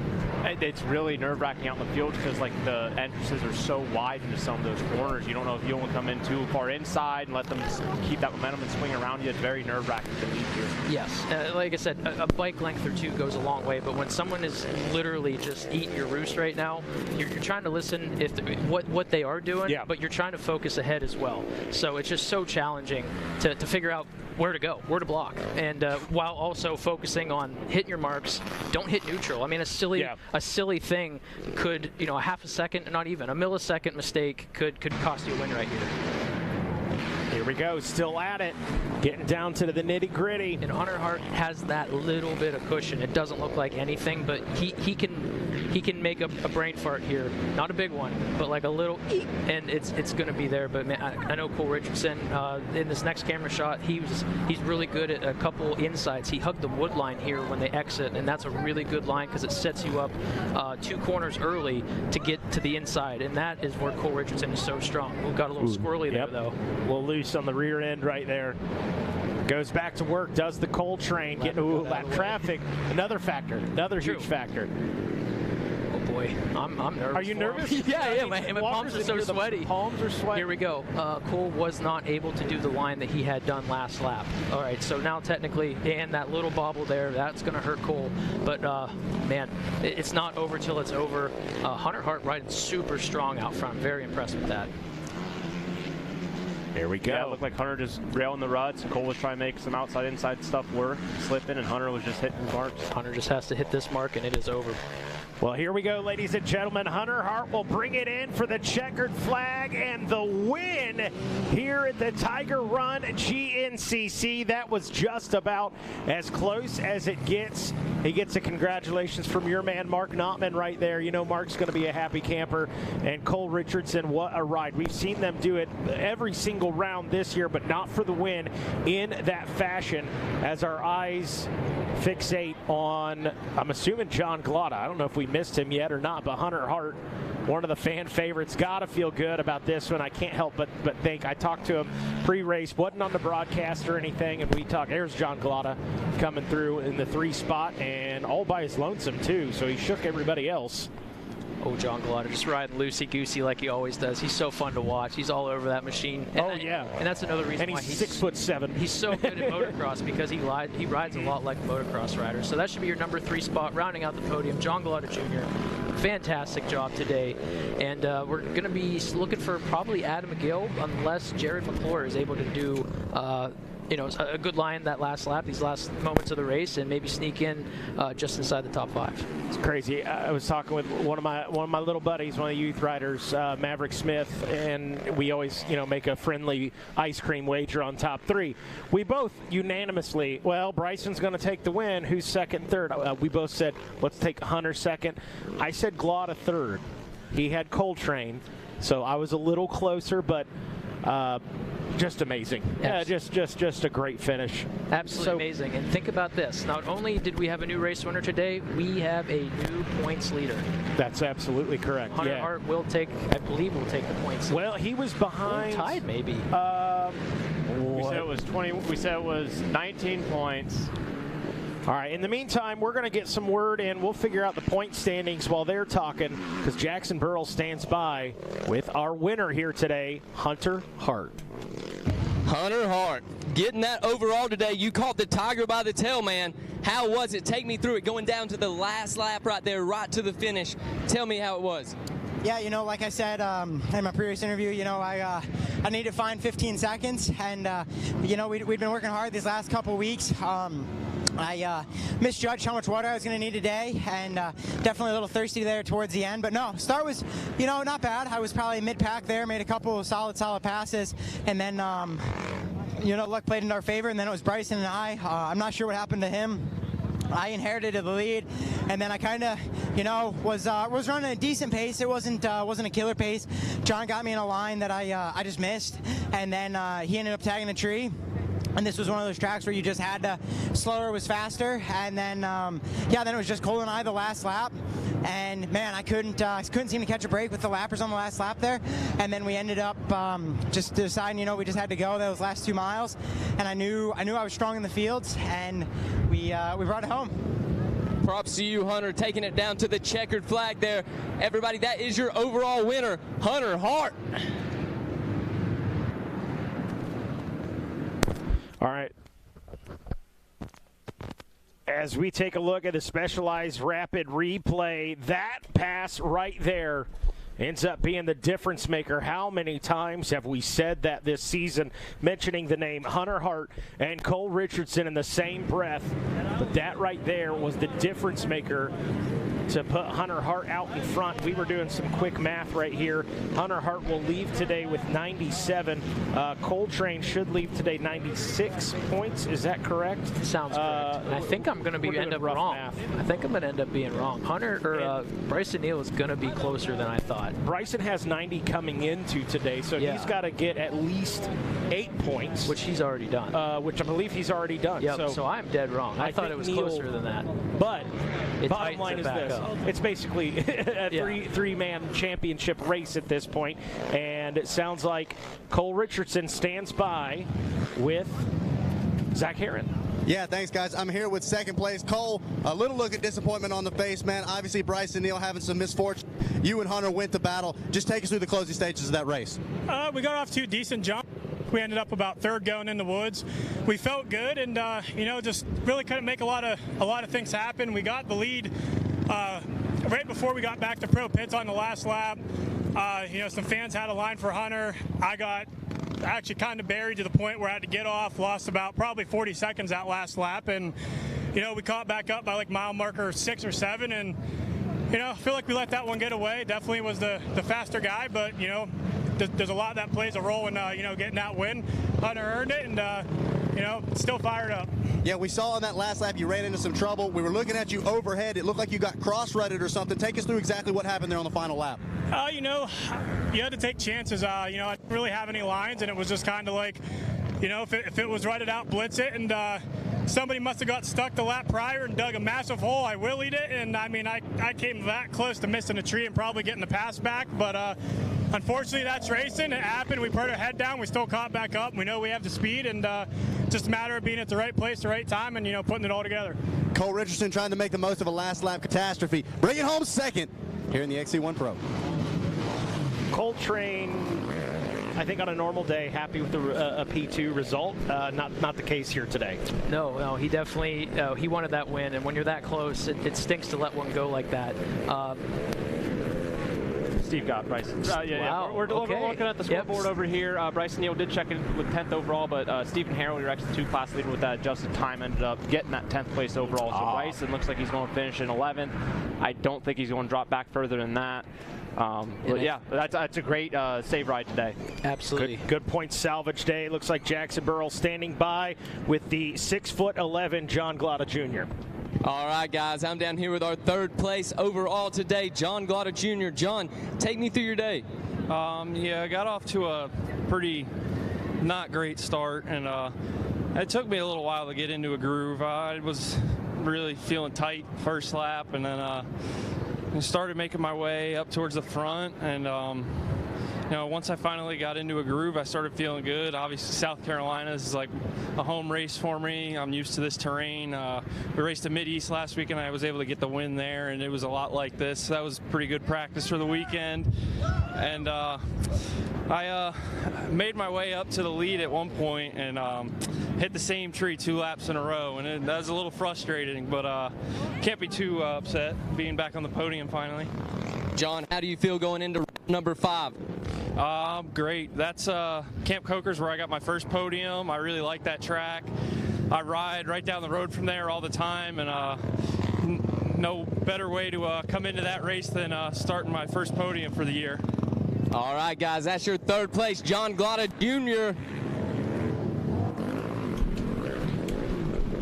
Well, John Glotta putting it together. Not his first time on the box, but it's his first time on the box this season. A great ride. Some major takeaways from today for John Glotta. Congratulations to Hunter Hart on his first win of the season. And now we wait with bated breath on Brycen Neal and figure out where we're at as far as the point standings are concerned. We believe Neal will continue to take that points lead into round number 5 at Camp Coker. Going to be an interesting one, but boy, it's going to be tight as well. Hart's in 2nd, points. Cole's going to be in 3rd, if we're not mistaken, if our math is correct. McGill finishes 4th today. The sneaky snake, the Cobra. Jared McClure 4th. Shadron 6th. Wilkin, the rookie, back in 7th. The old wily veteran Chris Borch 8th. Josh Merritt 9th, and Steve Harold taking the win out of the XC2 class and will take 10th overall on behalf of all of us here at Racer TV. Oh, there's Brycen Neal. Are we going to get a word in with him? Hey, guys, if you're not closing out yet, I do have Brycen right here with me. Brycen, man, obviously a tough day today. Just take us through what happened. Oh, man, we got off to a great start. My starts have gotten better, and better. And that's the first time in my life that's happened. We got 5, 4, 3. Today was 2nd. Had a great start. Ran behind Jared. The track was tacking up really good, getting real racy. It was real deep. Made a pass on Jared right before the end of the first lap. Man, I was feeling good. The bike was handling great, and I had an upper A-arm bolt completely just back out. I mean, just completely come all the way loose, and almost wrecked me, almost threw me off the track, and I came back to the pits. We was able to get it fixed, able to get me back out there. I think I was able to finish inside the top 20. I don't know what I got officially, but I got some points at least, and that was the big picture today. Today was definitely a points day. Feeling great. I hate it that I didn't get the race up there with the boys and have a good strong showing, but at least we finished. At least we got some points. I'll go home. This is on me. I'll go home. I'll fix my stuff. I'll work hard, and we'll come out to Camp Coker and try to get one back on the board. Brycen Neal taking the positives. Last I heard, unofficially 11th overall, so saving some good points on the day. Brycen Neal. There you go. Cool, calm, and collected is Brycen Neal. Hey, Walker, I'll let you talk to it. That speaks to his maturity level over the last few seasons. Absolutely. 3 years ago, Brycen Neal, no. Yeah. This season, I mean, that literally could save his season. Right, absolutely. And it saves him in the points lead, so I apologize, Brycen, that I was wrong. Congratulations on getting 11th and saving the lead. So it tightens things up. It's going to be really exciting. But, man, just thanks so much for letting me be in here. Enjoy this. Take it away. Thanks a lot. Good to have you back in here, Walker Fowler. Cody Collier, thank you, man, for joining us here today. Jackson Burrell, Johnny Gallagher, Zach Heron, thanks to those guys, our camera operators, Gabe, Dylan, Adam, Matt, Josh, David, drone pilot, the drone pilot, Daniel Rogerson, systems manager, Dan Reinhardt, Jordan McFadden, our EIC, our director, Nick Fosberg, doing it with a gimpy leg, getting it done, our producer, Adam Gordon, and, of course, our executive producer, Miss Carrie Jo Russell. I'm Mikey Waynes. We'll see you at the races.